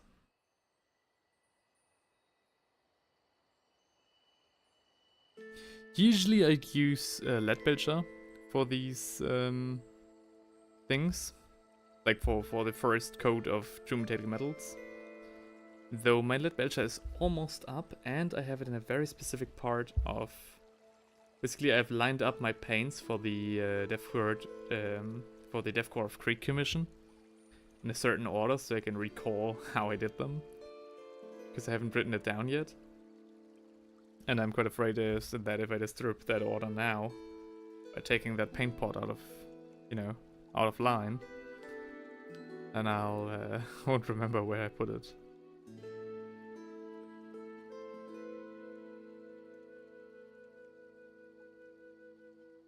Oh yeah, hang on, maybe I'll need to skip ahead in the video.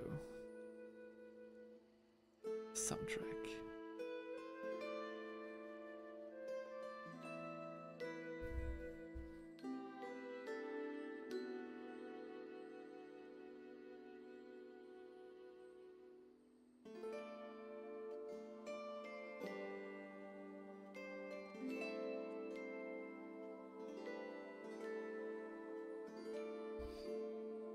Yeah, and like that, I'm kinda already out of topics to talk about. A little bit awkward, sorry about that.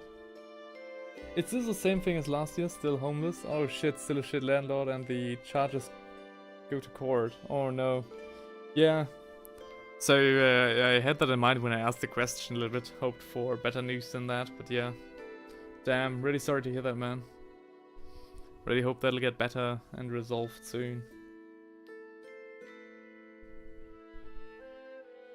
A lot of my friends are basically dealing with the same thing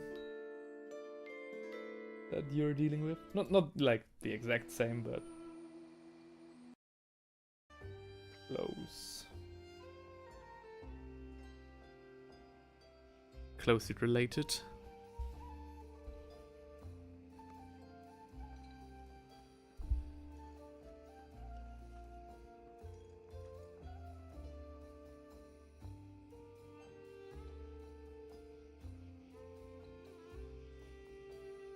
So...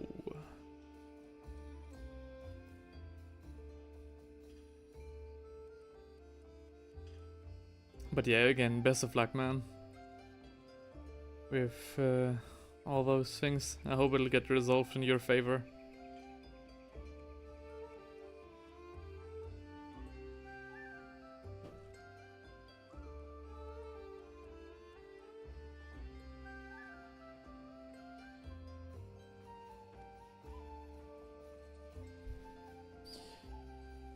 Yeah. Again, I've been very slow with content this year. I struck a bet with Theinrich to see who will release more videos this year, he or me. We both, if I remember correctly, vowed to, at least I did, upload 12 videos this year. Of course, you know, the quality of the videos has to be a certain level, so of course, no streams, no shorts, no cheaply produced content. What? Schauen? Nein. Das ist aus der Wäsche. Hm. No. Yeah, I'm a Warhammer player. Of course I don't shower. Hygiene? Oh. Grandfather Nurgle would be displeased.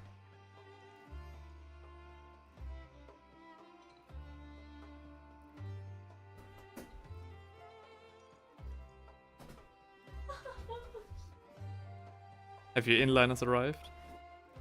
Nice. Hope they fit though. Ah.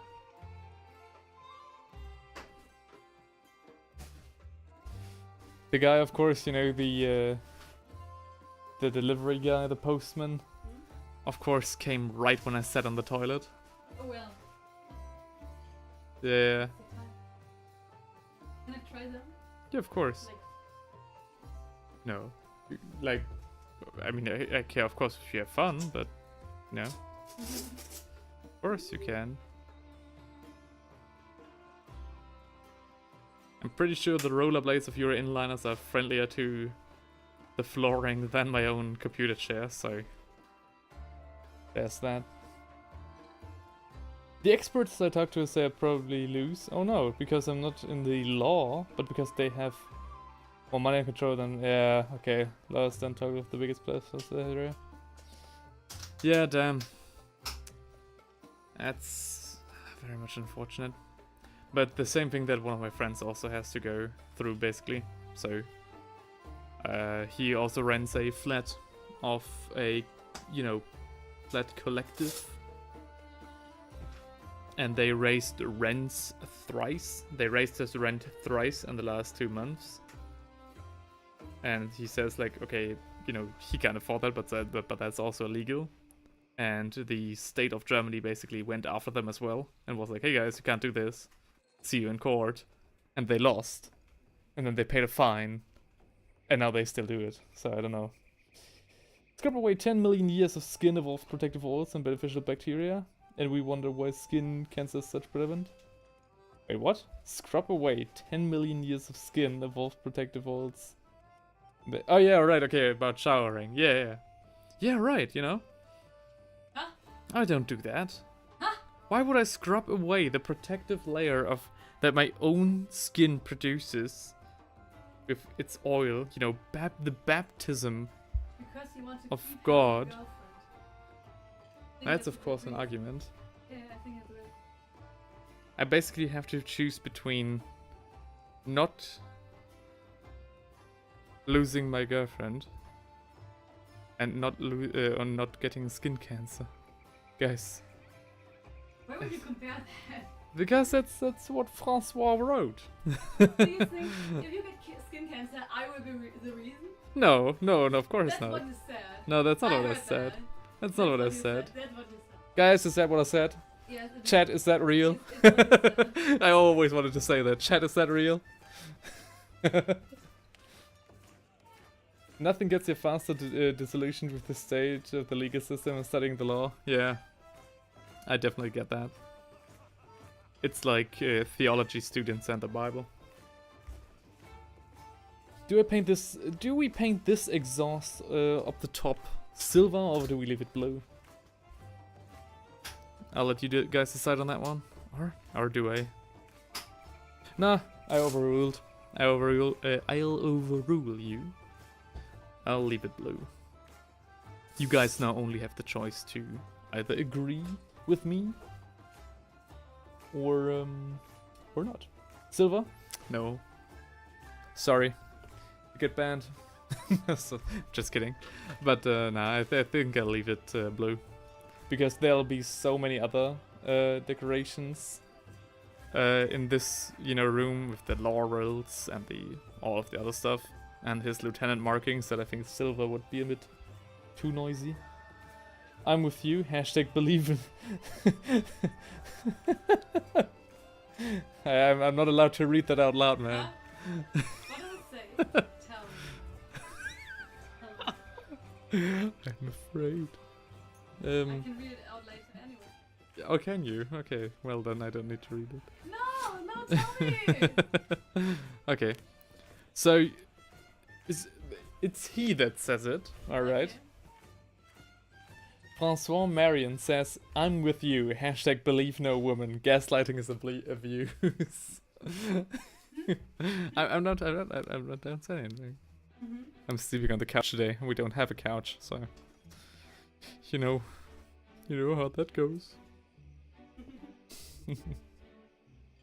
Blink twice if you need rescue. Did you? No, I blinked once. Don't swat my house, guys. For real.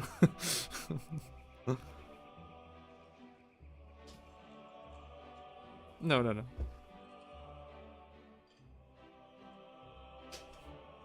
Like, jokes aside, I'm actually very happy with this relationship.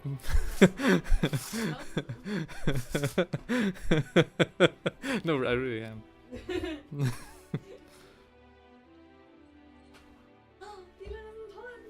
Yeah? Do they fit nicely? Yeah. I think so. Nice. None Oh, sorry. I can see the flip-flop fly. Oh, man.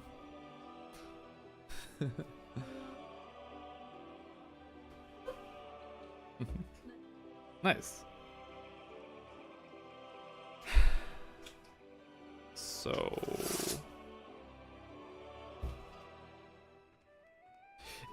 am I overlooking something? What else do we need to paint in true metallic metals? Because I'm thinking like the laurels, maybe? Because they are supposed to be... I forgot. Because these are supposed to be gold, right? But these laurels down here, I'd rather paint in green.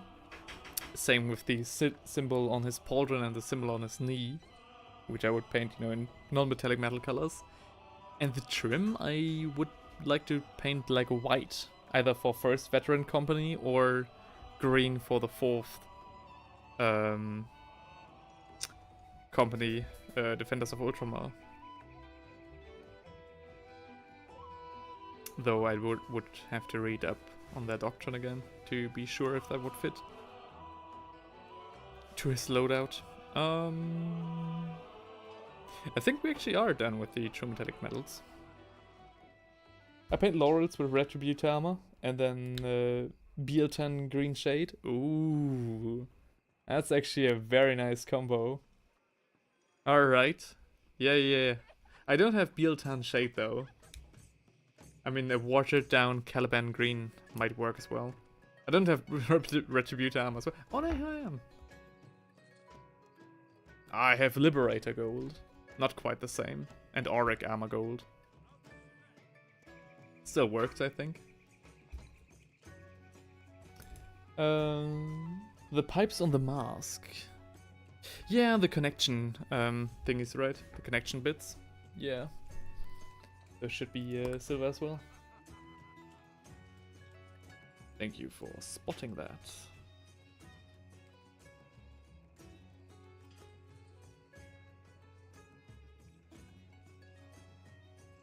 Corellia green shade? No, I don't have that either.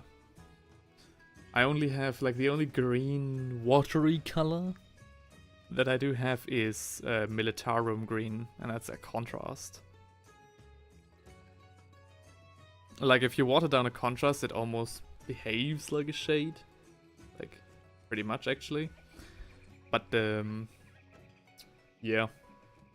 It's too dark for that work, I think. I mean, we can test it out. I'm always happy to do a little bit of experimenting. Also, check the other side of the sword. Ah, good thinking. I forgot it last time, but I actually did it already. But thanks for raising that to my attention. Because I did forget with the 24-hour stream that we did. The one guy where I painted only the upper side of his sword. Whoopsie daisy. Yup. Yeah, I think we're done with the silver parts. Next one I'll pick... I do have some Ulthuan Grey here. Do we need that already? Maybe. Yeah, I think so. So we need a white scar. Where's my other Ulthuan Grey? Oh, has that right in? Oh, I do have... Oh yeah, hang on. I got this Vallejo white. Vallejo model color. Blanco Frio. Cold white. And I do want to try that out. Because white, like, the gold from Games Workshop oftentimes did suck in the past. Like Hannah's gold and Auric armor gold. I know Retributor armor and Liberator gold as well. Those are quite good. As well as the darker golds like Balthasar gold and Brass Scorpion. Those were quite good in their coverage as well. But you know, with gold it was always a mixed pot, which is why I switched over to Army Painter gold. Army Painter's, what is this? Oh no, it's from Game Color. Glorious gold. Which has way better coverage. And I wanted to see if maybe Vallejo's white also is better than Games Workshop's. Because that too is a joke. Like Ulthuan Grey is an affront to miniature painters in my opinion.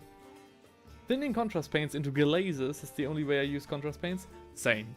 Yeah, very much same. I don't use contrast paints the way they are advertised. I also would basically advise no one to do that either.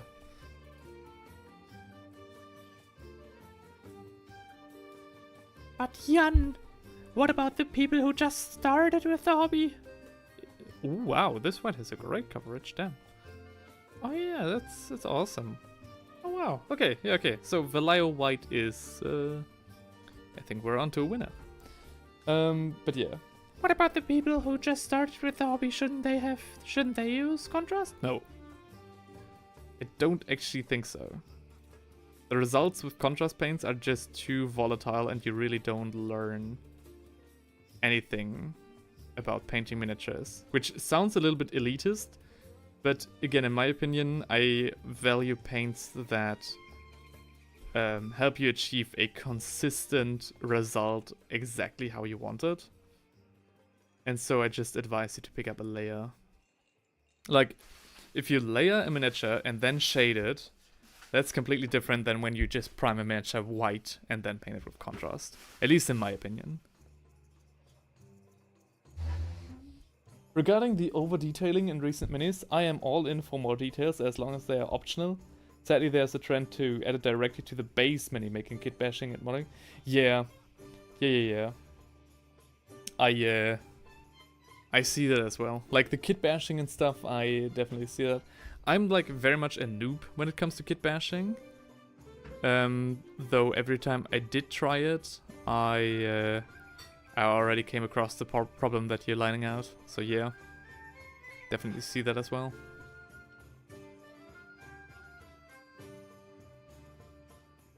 More and more a tedium. Yeah. What about noobs? Develop your skills, use real paint? Yeah.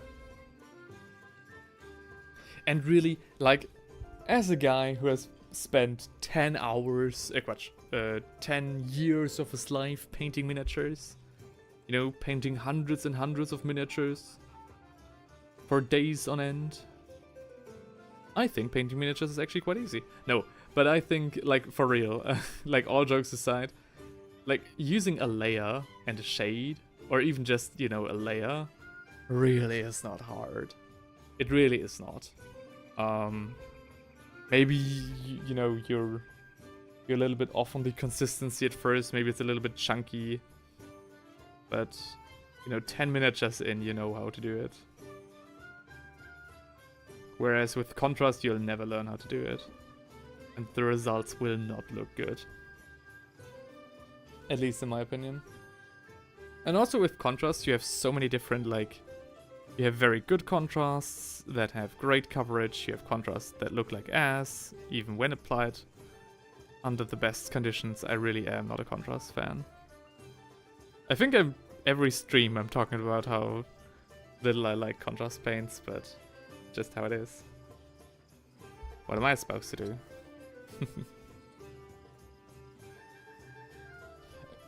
Sorry. Sorry about that.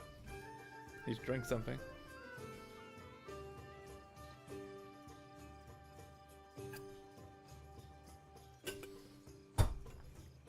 And contrasts aren't good. An experienced painter can see if you use contrast in a pro way as a wash or a shade, or if you followed a 20-minute tutorial that is supposed to look pro. Hang on, what? Can see if you use contrast? Yeah, in a pro way as a wash or a shade, or if you follow 20-minute tutorial. Yeah. Okay, I definitely know what you mean, yeah. Yeah, again, I don't think...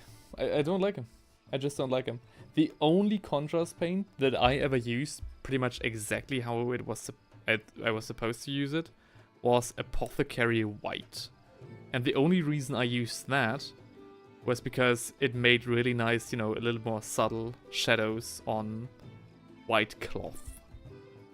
Basically, it didn't stain the white as much as Nuln Oil would do. But even there, they changed the recipe for Nuln Oil to stain less aggressively, so, you know. What even are we talking about? Call me a layering supremacist, but layering and glazing are the real masterclasses you should aim for? Yeah. Yeah, definitely. Again, it sounds elitist, but, you know, if you really want to be quick, it's just slap chop. Like, slap chop I am all in for. Do that. Your miniatures will look 1,000 times better and you will learn more about, you know, painting and paintbrushes than you'll ever do with contrast. And again, it'll also look better.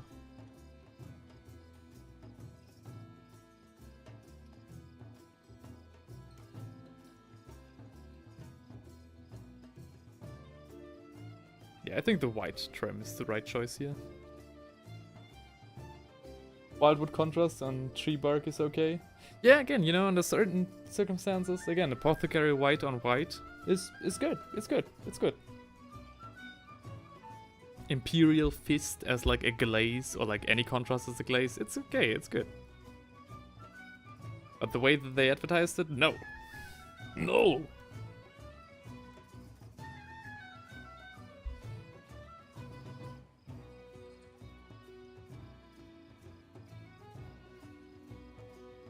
Tell me you like contrasts and I tell you you have no friends. No, okay. Now I'm going too far. But you know. Don't do it. Just don't. Be a man. Even if you're a woman, be a man.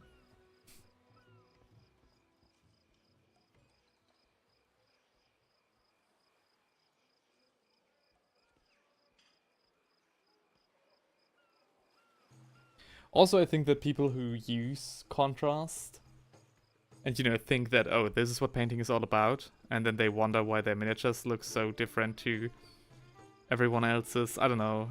There's just so much wrong with it. I don't like it. Just use layers, man. And even, you know, even the packs that Games Workshop makes, you know, these little paint starter sets with the miniatures already in them. There's not a single contrast in that box. Ain't that interesting?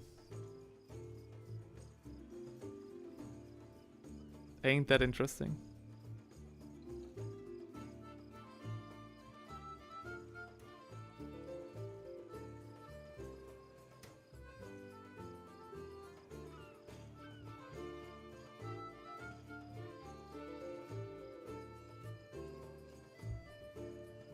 By the way, did you guys get your €12 coupon code for Warhammer? Because I got mine via email. Still not quite sure on what to spend it on. But you need to spend it before April 1st.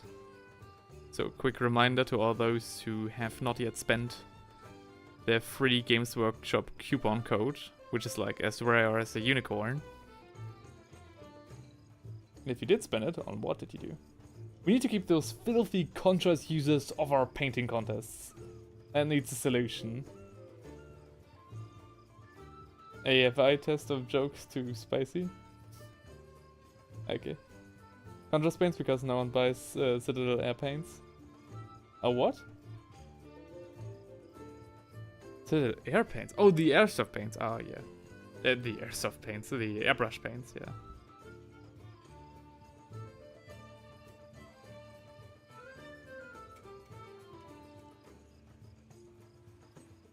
A Games Workshop coupon? What are you talking about? Yeah, right? So, I was thinking the other day how sad it was that Games Workshop never, you know, sends out, like, never does sales of any kind. Because no matter how bad the situation the world is in, people will always come to Games Workshop and buy their plastic crack, right? No matter how bad it is. So, and that's why they never need to do a sale. So, the only way to get Games Workshop minis at a discount is via a third party. And then, like a day after I came to that conclusion, I got an email saying, "Hey, hey Jan, we have a coupon code for you. We have a coupon code for €12, which you can spend on Warhammer.com, like flat €12. So, for example, if you want to buy, so most coupon codes are like, oh, if you buy something worth like $100, we'll give you like a 10% off or something like that, right? But no, the coupon code of Games Workshop literally was like, here are €12 that you get to spend with us. So if you buy a miniature for like $14, you only have to pay 2. So that was very cool. So I definitely wanna, so definitely you should check your Gmails. Oh, maybe if you don't have a, like if you're not registered with Warhammer, like as a customer, because of course with every other website in the world you have to have your customer account. Maybe if you don't have that, they didn't send you one, because of course how could they? If you didn't, if you don't, then maybe try and do that now. Maybe you can get this coupon code retroactively. Because the deadline is still on, so yeah, try that. It's not often that Games Workshop gives out anything at a discount, so definitely try to take advantage of that. And my friends all got a coupon code as well, so it's not like I'm the only one. So yeah, definitely try that. €12 worth of paints, or again, a miniature for like $2 is quite nice. At the same time, my favorite third-party seller of choice also had a discount going on their website, so I was like, oh, that's awfully convenient, ain't it? Though they're already sold out, basically everything. Games Workshop related.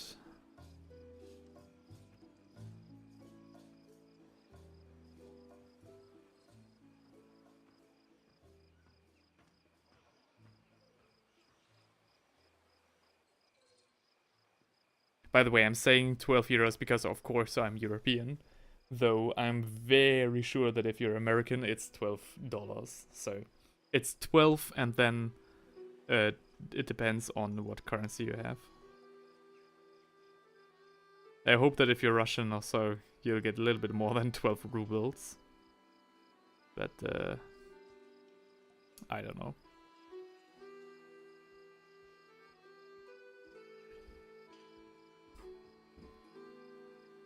But it should be €12 or $12 in any case.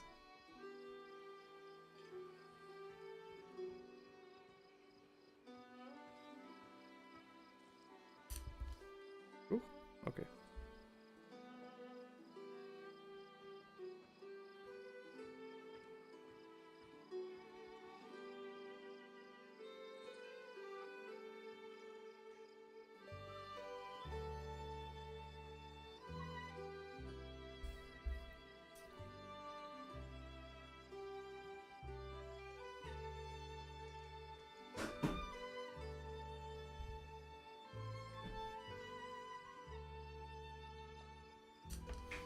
Yeah, I think first company is fitting.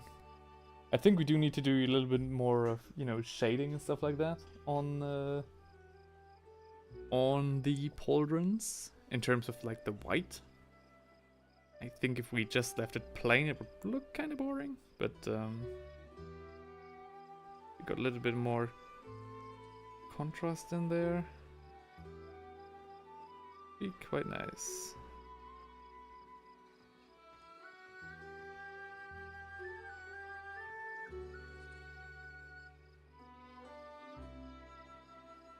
And of course, the Omega symbol. Czech people get 12... I don't even know the currency of the Czech Republic. 12 cents. That would be mean. Again, I hope those people get a little bit more.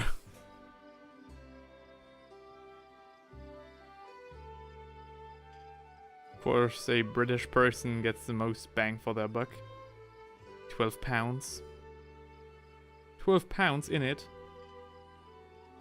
can buy you a whole bottle of water.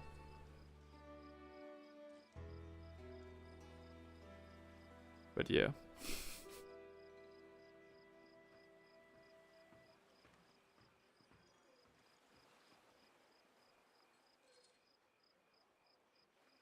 Of course, our Australians have it the worst. $12 reduce. Don't get you much.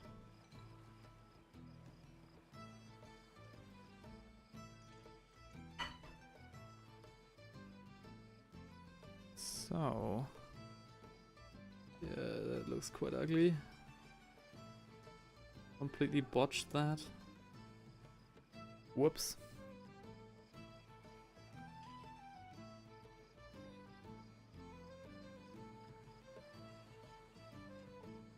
Yeah, okay, I need to strip that paint off again.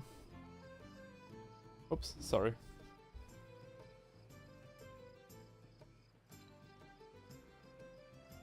Okay. I do gotta go in there with a little bit of blue again. Yeah.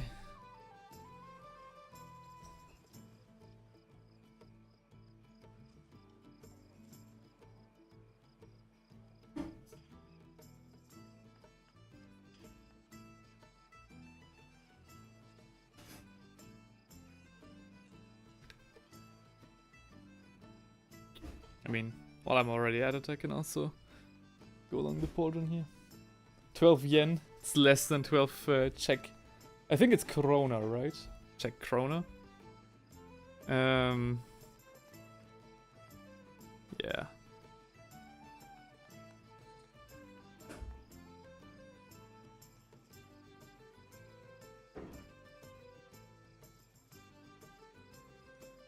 I mean, it's kind of like, remember this one thing that Games Workshop had where you could buy like a mystery box? They had like one sort of promo where you could buy like a mystery box worth like a certain amount of euros, and you would at least get your money's worth, but maybe you could also get something way over what you paid. And that turned out to be highly dependent on wherever you were in the world. So it was a highly localized thing. Again, that turned out only after the contest and the promo was basically over. Because people in like in areas where there were a lot of Warhammer players and not a lot of stores. So for example, let's take Germany as an example, right? There are a lot of Warhammer players in Germany who bought that box. So of course you can't have that many boxes with cool stuff in them, right? Because the stores only have a certain amount of stock. So those people usually got, you know, basically their money's worth, but not more. Meaning like a bunch of infantry, maybe some heroes, you know, stuff like that. And people who lived in Australia, I remember that very, you know, vividly, basically. I didn't buy the box, but my friend told me about it. People living in Australia, they had like a bunch of Warhammer stores there, but not that many people who partook in that promo. So you had like people opening their box and then having like 3 Baneblades and a lot of corn there, for example. So like, maybe not a lot of corn, but the story about the 3 Baneblades, Baneblades, not Beyblades, was, for example, real. And people were like, oh, that's so unfair. I would say tough luck. But yeah, kind of was rooting for my Australian friends in that regard.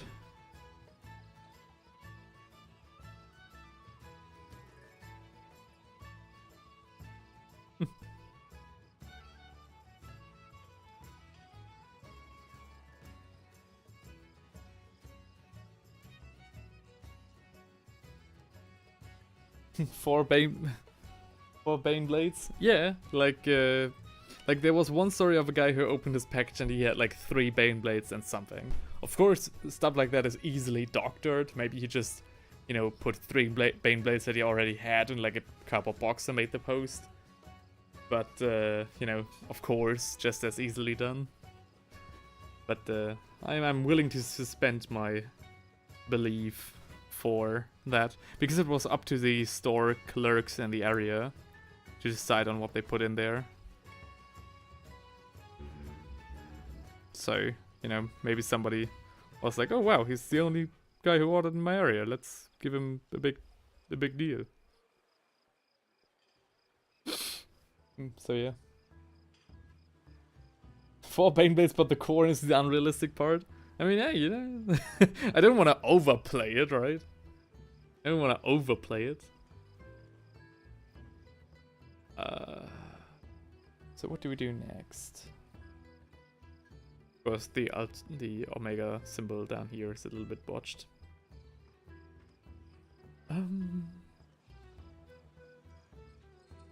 think I'm gonna do some laurels next, just because I feel like it.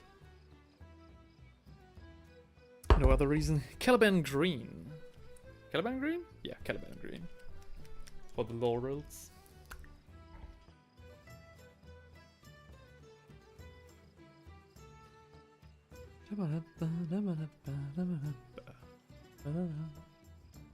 So.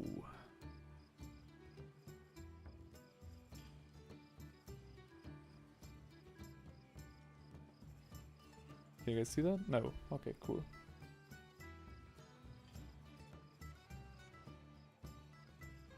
Sorry about that. It's been so long that I've actually like filmed a lot of stuff with my camera. Of course, I was like on and off over the past 3 months, but not as strict as I was before Christmas. So it's it actually takes a little bit of getting used to my setup again, especially after all that, you know, moving and stuff. So gotta make sure everything works out again. Gotta remember how I did it, how I made it possible.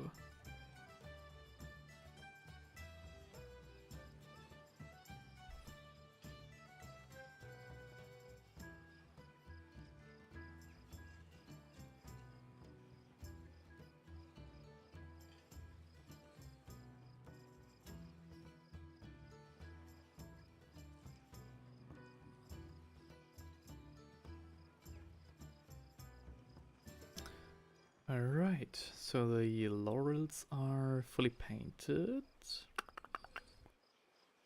Okay. Or rather, they are based.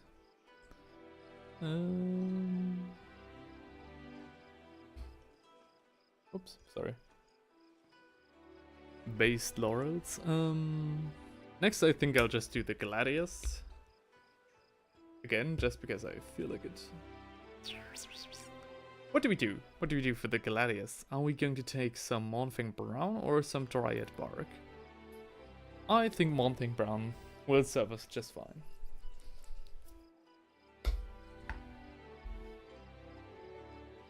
My voice has already become so rough from all that talking, I'm really not used to it anymore.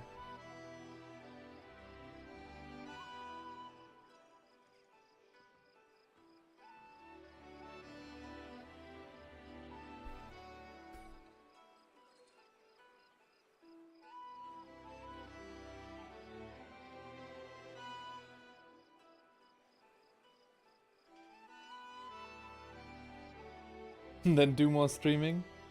That's actually a good question. I'm a bit sad that there's only so little people left in the chat at this point. But I do have an honest question. Would you guys rather, you know, because it's kind of tough for me to find time, or like there will always be times where it will be tough for me to make videos. Would you guys rather I take the little time I have left then to work on more video projects? Or would you guys rather I do streams whenever I can't do video projects? Because the way I always, like, I do want to make more streams. I think they're very much fun. And they're also like, you know, YouTube comes back to me and says, hey man, you're doing a great job with those streams. But I always find that they're kind of like cheap, you know? They're a very sort of cheap way to make content. And because I also have so little time and I don't want to, you know, just do a 1 hour stream. Not even 2 hours, but rather 3 and on. I'm always thinking maybe I should use that time to rather make videos and do stuff like that. Because, yeah, right? Use it more for that stuff. Because time really is the only bottleneck that I have. I have miniatures, I have the equipment to film everything. But it really only have me. It's actually just me. I watch on 2 devices, unless not locking devices doesn't count. Oh shit. Oh well.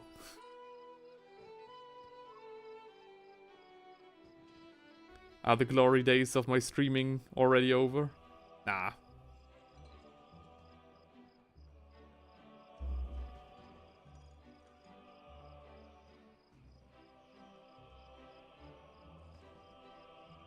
Yeah, I will also do, of course, more videos, but it's tough. It's tough to find the time. God damn it. Bro fell off? No! Oh, you fucking got me there. No. I really did, didn't I? I really did. The glory days of Brink of Art are over. Brink of a YouTube career, more like. But yeah.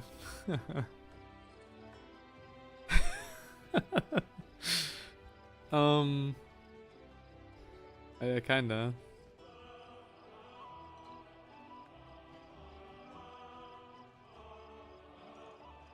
We have 4 watches now. Bro jumped up again. Oh yeah, let's go. Also, there's one guy watching on stream. Very, what's the right word? Very religiously. Maybe it's John, I don't know. Painting Gascoul. Francois says, are your streaming days over? I don't know. Do we have to wait another 3 months before the next one while you watch Harry Potter? I'm getting cooked here. My girlfriend is cooking in the kitchen. I'm getting cooked on stream. Jesus Christ.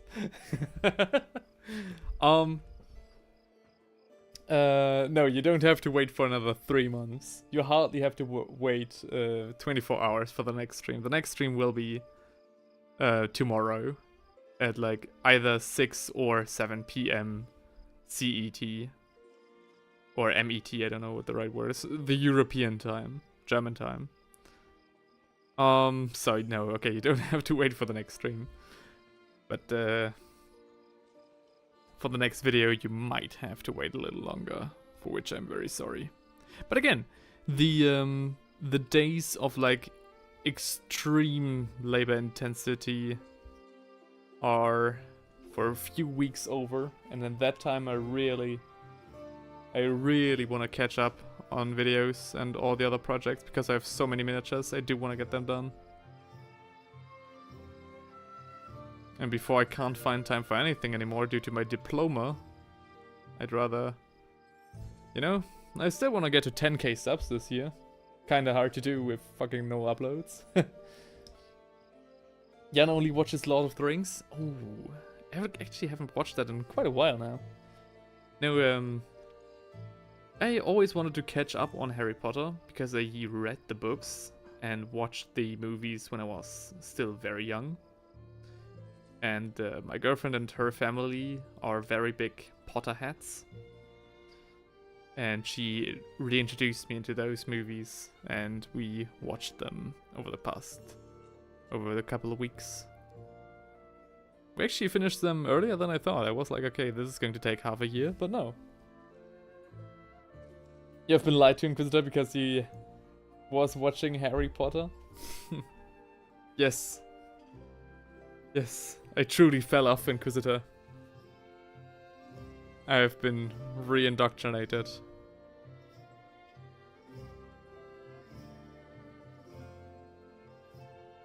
No. Of course not. But I'm not allowed to tell. I'm not allowed to tell you guys. Actually, I don't like Harry Potter that much. Don't tell my girlfriend that. No, I'm just joking. Of course. Right? Of course, you know? Just between the 3 of us, right? Yeah. Yeah. Maybe you couldn't even hear that over the music. But yeah, we understand one another. Okay.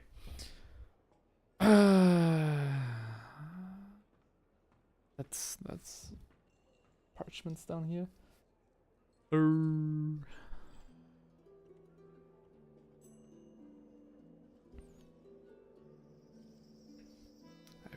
Apparently forgot to paint his thumb. That's alright. I think next up I'll take some Retributor armor. I wanted to say glorious gold, but no. Witchcraft is heresy? Yes. It actually fucking is. You're right. Suffer not the witch to live.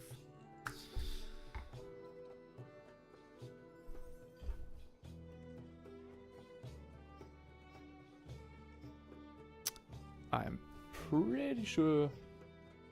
The Inquisitor says, I visited a Harry Potter fan years ago. Watched some of it. Watched Lord of the Rings after that. I like you, Potter, but in my heart, in the duty to destroy the ring. Yeah.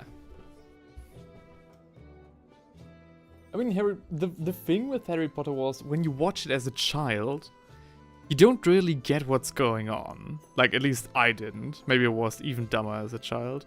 But, like, I didn't really fully get what was going on. But there were, like these scenes in my head. And a part of me always tried to make sense of it, I guess, for the past years. So it was a very welcome change of pace and a very welcome way. Like, I watched them, you know, I paid attention during those movies because I was like, okay, this is my one chance to finally understand what the hell is happening in Harry Potter.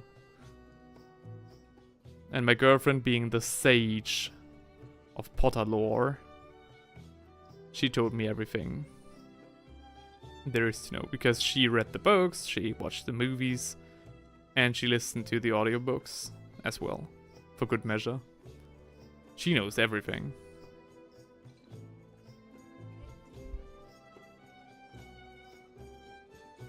Takes notes. Need some wanted posters with Harry Potter face for some 40k terrain wanted Pharisee. Oh shit, you're so right, that's such a good idea. God damn, man. That's actually, oh, that's a very cool idea.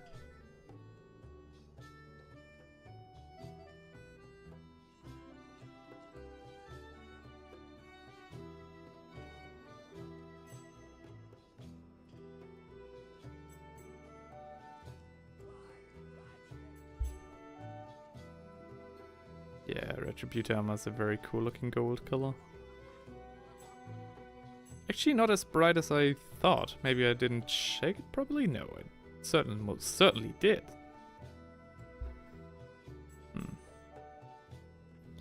But yeah, Harry Potter's cool. We watched the last movie yesterday. Of course, Lord of the Rings is a whole different ballpark, but, you know, it's not either or.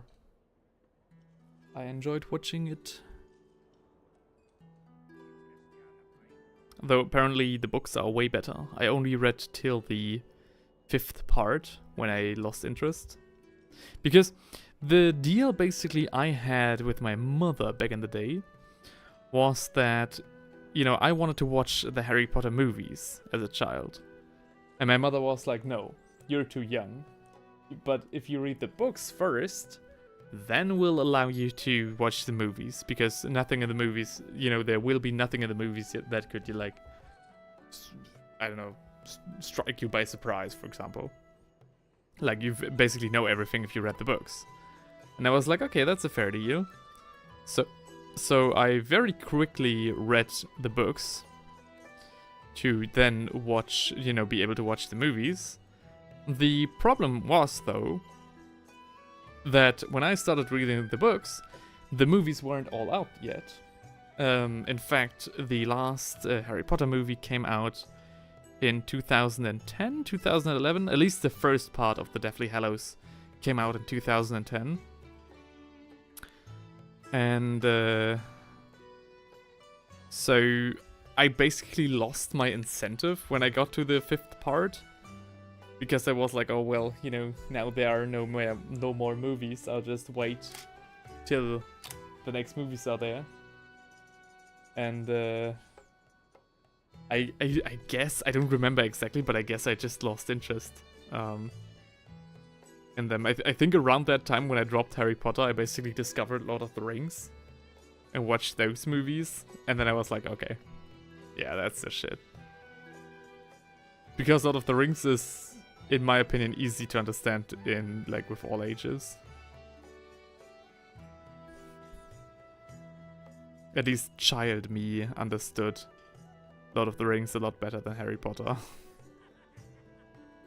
So I was, like, very, like, fully invested in that. In that universe. And who doesn't want to be a knight, right? Who doesn't want to be Aragorn? Or rather, with my blonde hair, I, of course, looked up to Legolas.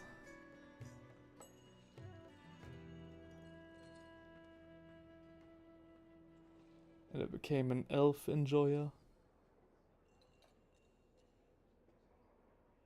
Until the day where I LARPed as an elf. So basically, when I LARPed as an elf, I didn't give much about, like, I didn't care about my beard that much, so I had no problem shaving it off for the character. But then when it came to my second year as an elf, I had grown quite the nice beard, quite an alright beard. And I was like, ah, do I really wanna... I don't wanna lose that. So... that was basically the death of my elven LARP character. Because I don't want to shave my beard anymore. No, so because this part around the mouth, that has quite the good growth. That comes back quite quickly.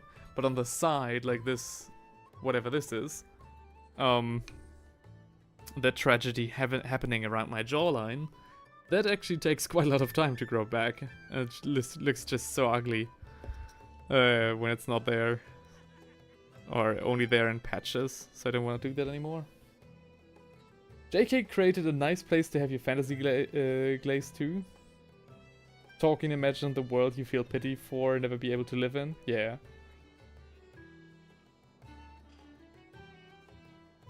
Also your lave lover, rock and stone. Hell yeah.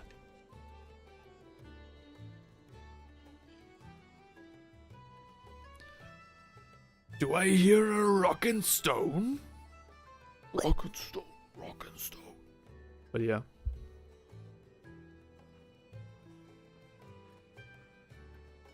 Like, child me very much idolized Legolas, but adult me very much realizes how much of a goat Aragorn truly is. It's a bit like Superman and Batman, right? So as a child, I always thought like Batman was kind of like, I always thought he was cool, but I was like, okay, what's the point with Batman, right? He's just a rich guy.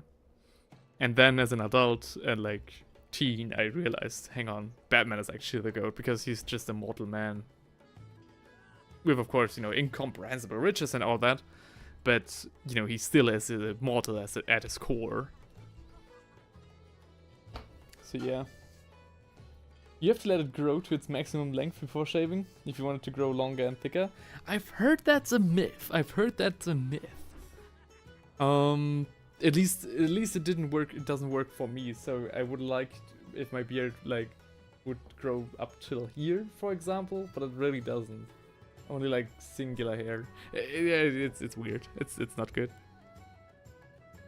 I need to work with what I've got. That's not a lot.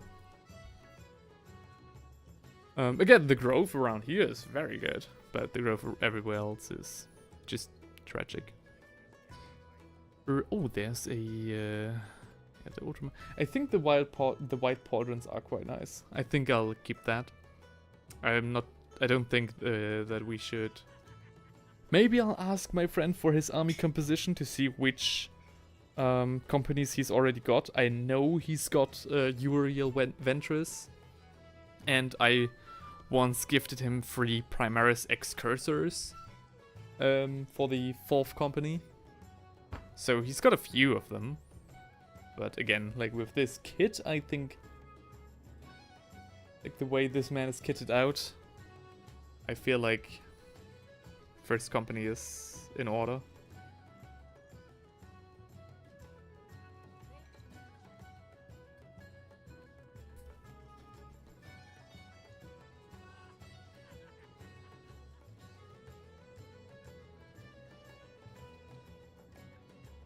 Well.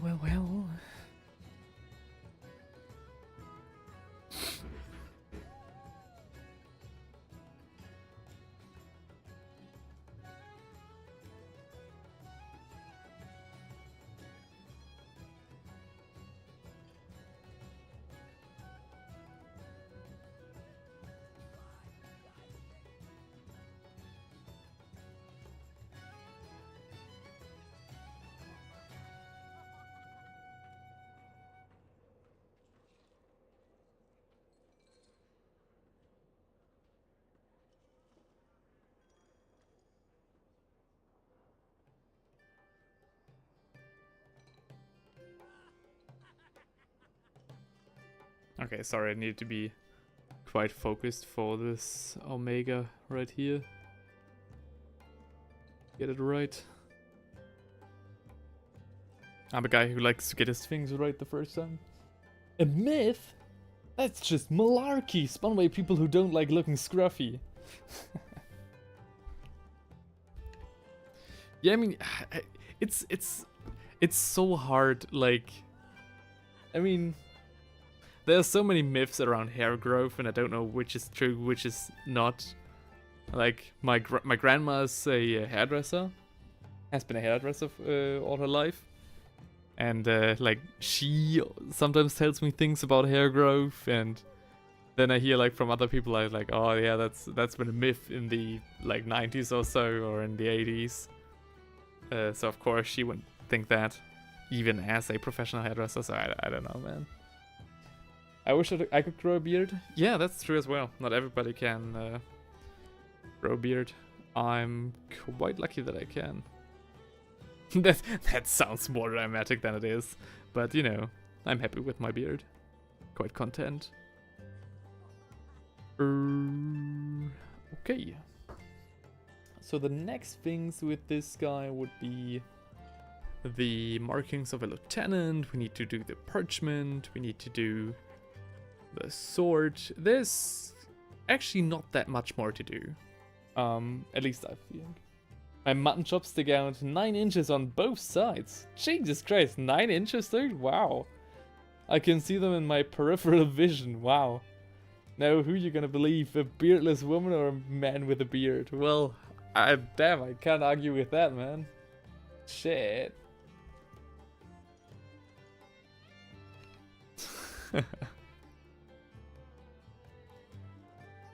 I mean, maybe I should try it. Yeah, I mean, this doesn't look like much anyway. I don't know. I'll keep you posted on my own fashion.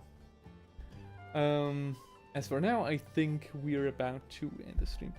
Actually, it's depending on the person. Some things work, some don't. It's partly a mind thing and partly how the individual body reacts to stimuli. I mean, that's true as well, I guess. I mean, it's true for so many things. But what always works is the rule of cool, which we have achieved with this miniature right here. The lamp makes it look like, hang on, this is what we've got so far. I think we're on a good path. I think there are a few things that I need to consider, especially with the armor, which way I want to go with. And tomorrow we will go over the things like the markings of his helmet, the squad designation. Maybe we'll also change his company markings. So maybe I will send him to the 4th company anyways. Not quite sure though. Maybe to a whole different company as well. I don't know. We'll see. And what else do we need to do? Apart from a few more details and of course a wash. Not much. Basically it's just the details and the wash that are left.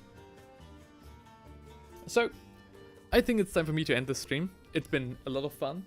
Thank you for all the people who came and joined, especially very early on, like having 6 people after 3 months of not showing up. That was quite something. I see you guys tomorrow, and I think now will be a time where we'll be, able to get back to YouTube and, streaming on a more regular basis. Thanks to all of you who have watched on Twitch and YouTube. And I will see you all tomorrow with the second part of this awesome miniature. You didn't get notified? Oh, that's a bad sign, actually. That's a bad sign on my end. That means YouTube doesn't prioritize me as much anymore as it does with channels that post more regularly. Uh-oh. Well, that's a problem that I definitely have the power to change if I just lock in. But for now, I have to lock out. It was quite fun with you guys. Thank you so much. And yeah, anything else I want to say? Not really. Take good care of yourself. See you guys tomorrow. And thank you so much for showing up. Have a nice evening, guys. See ya.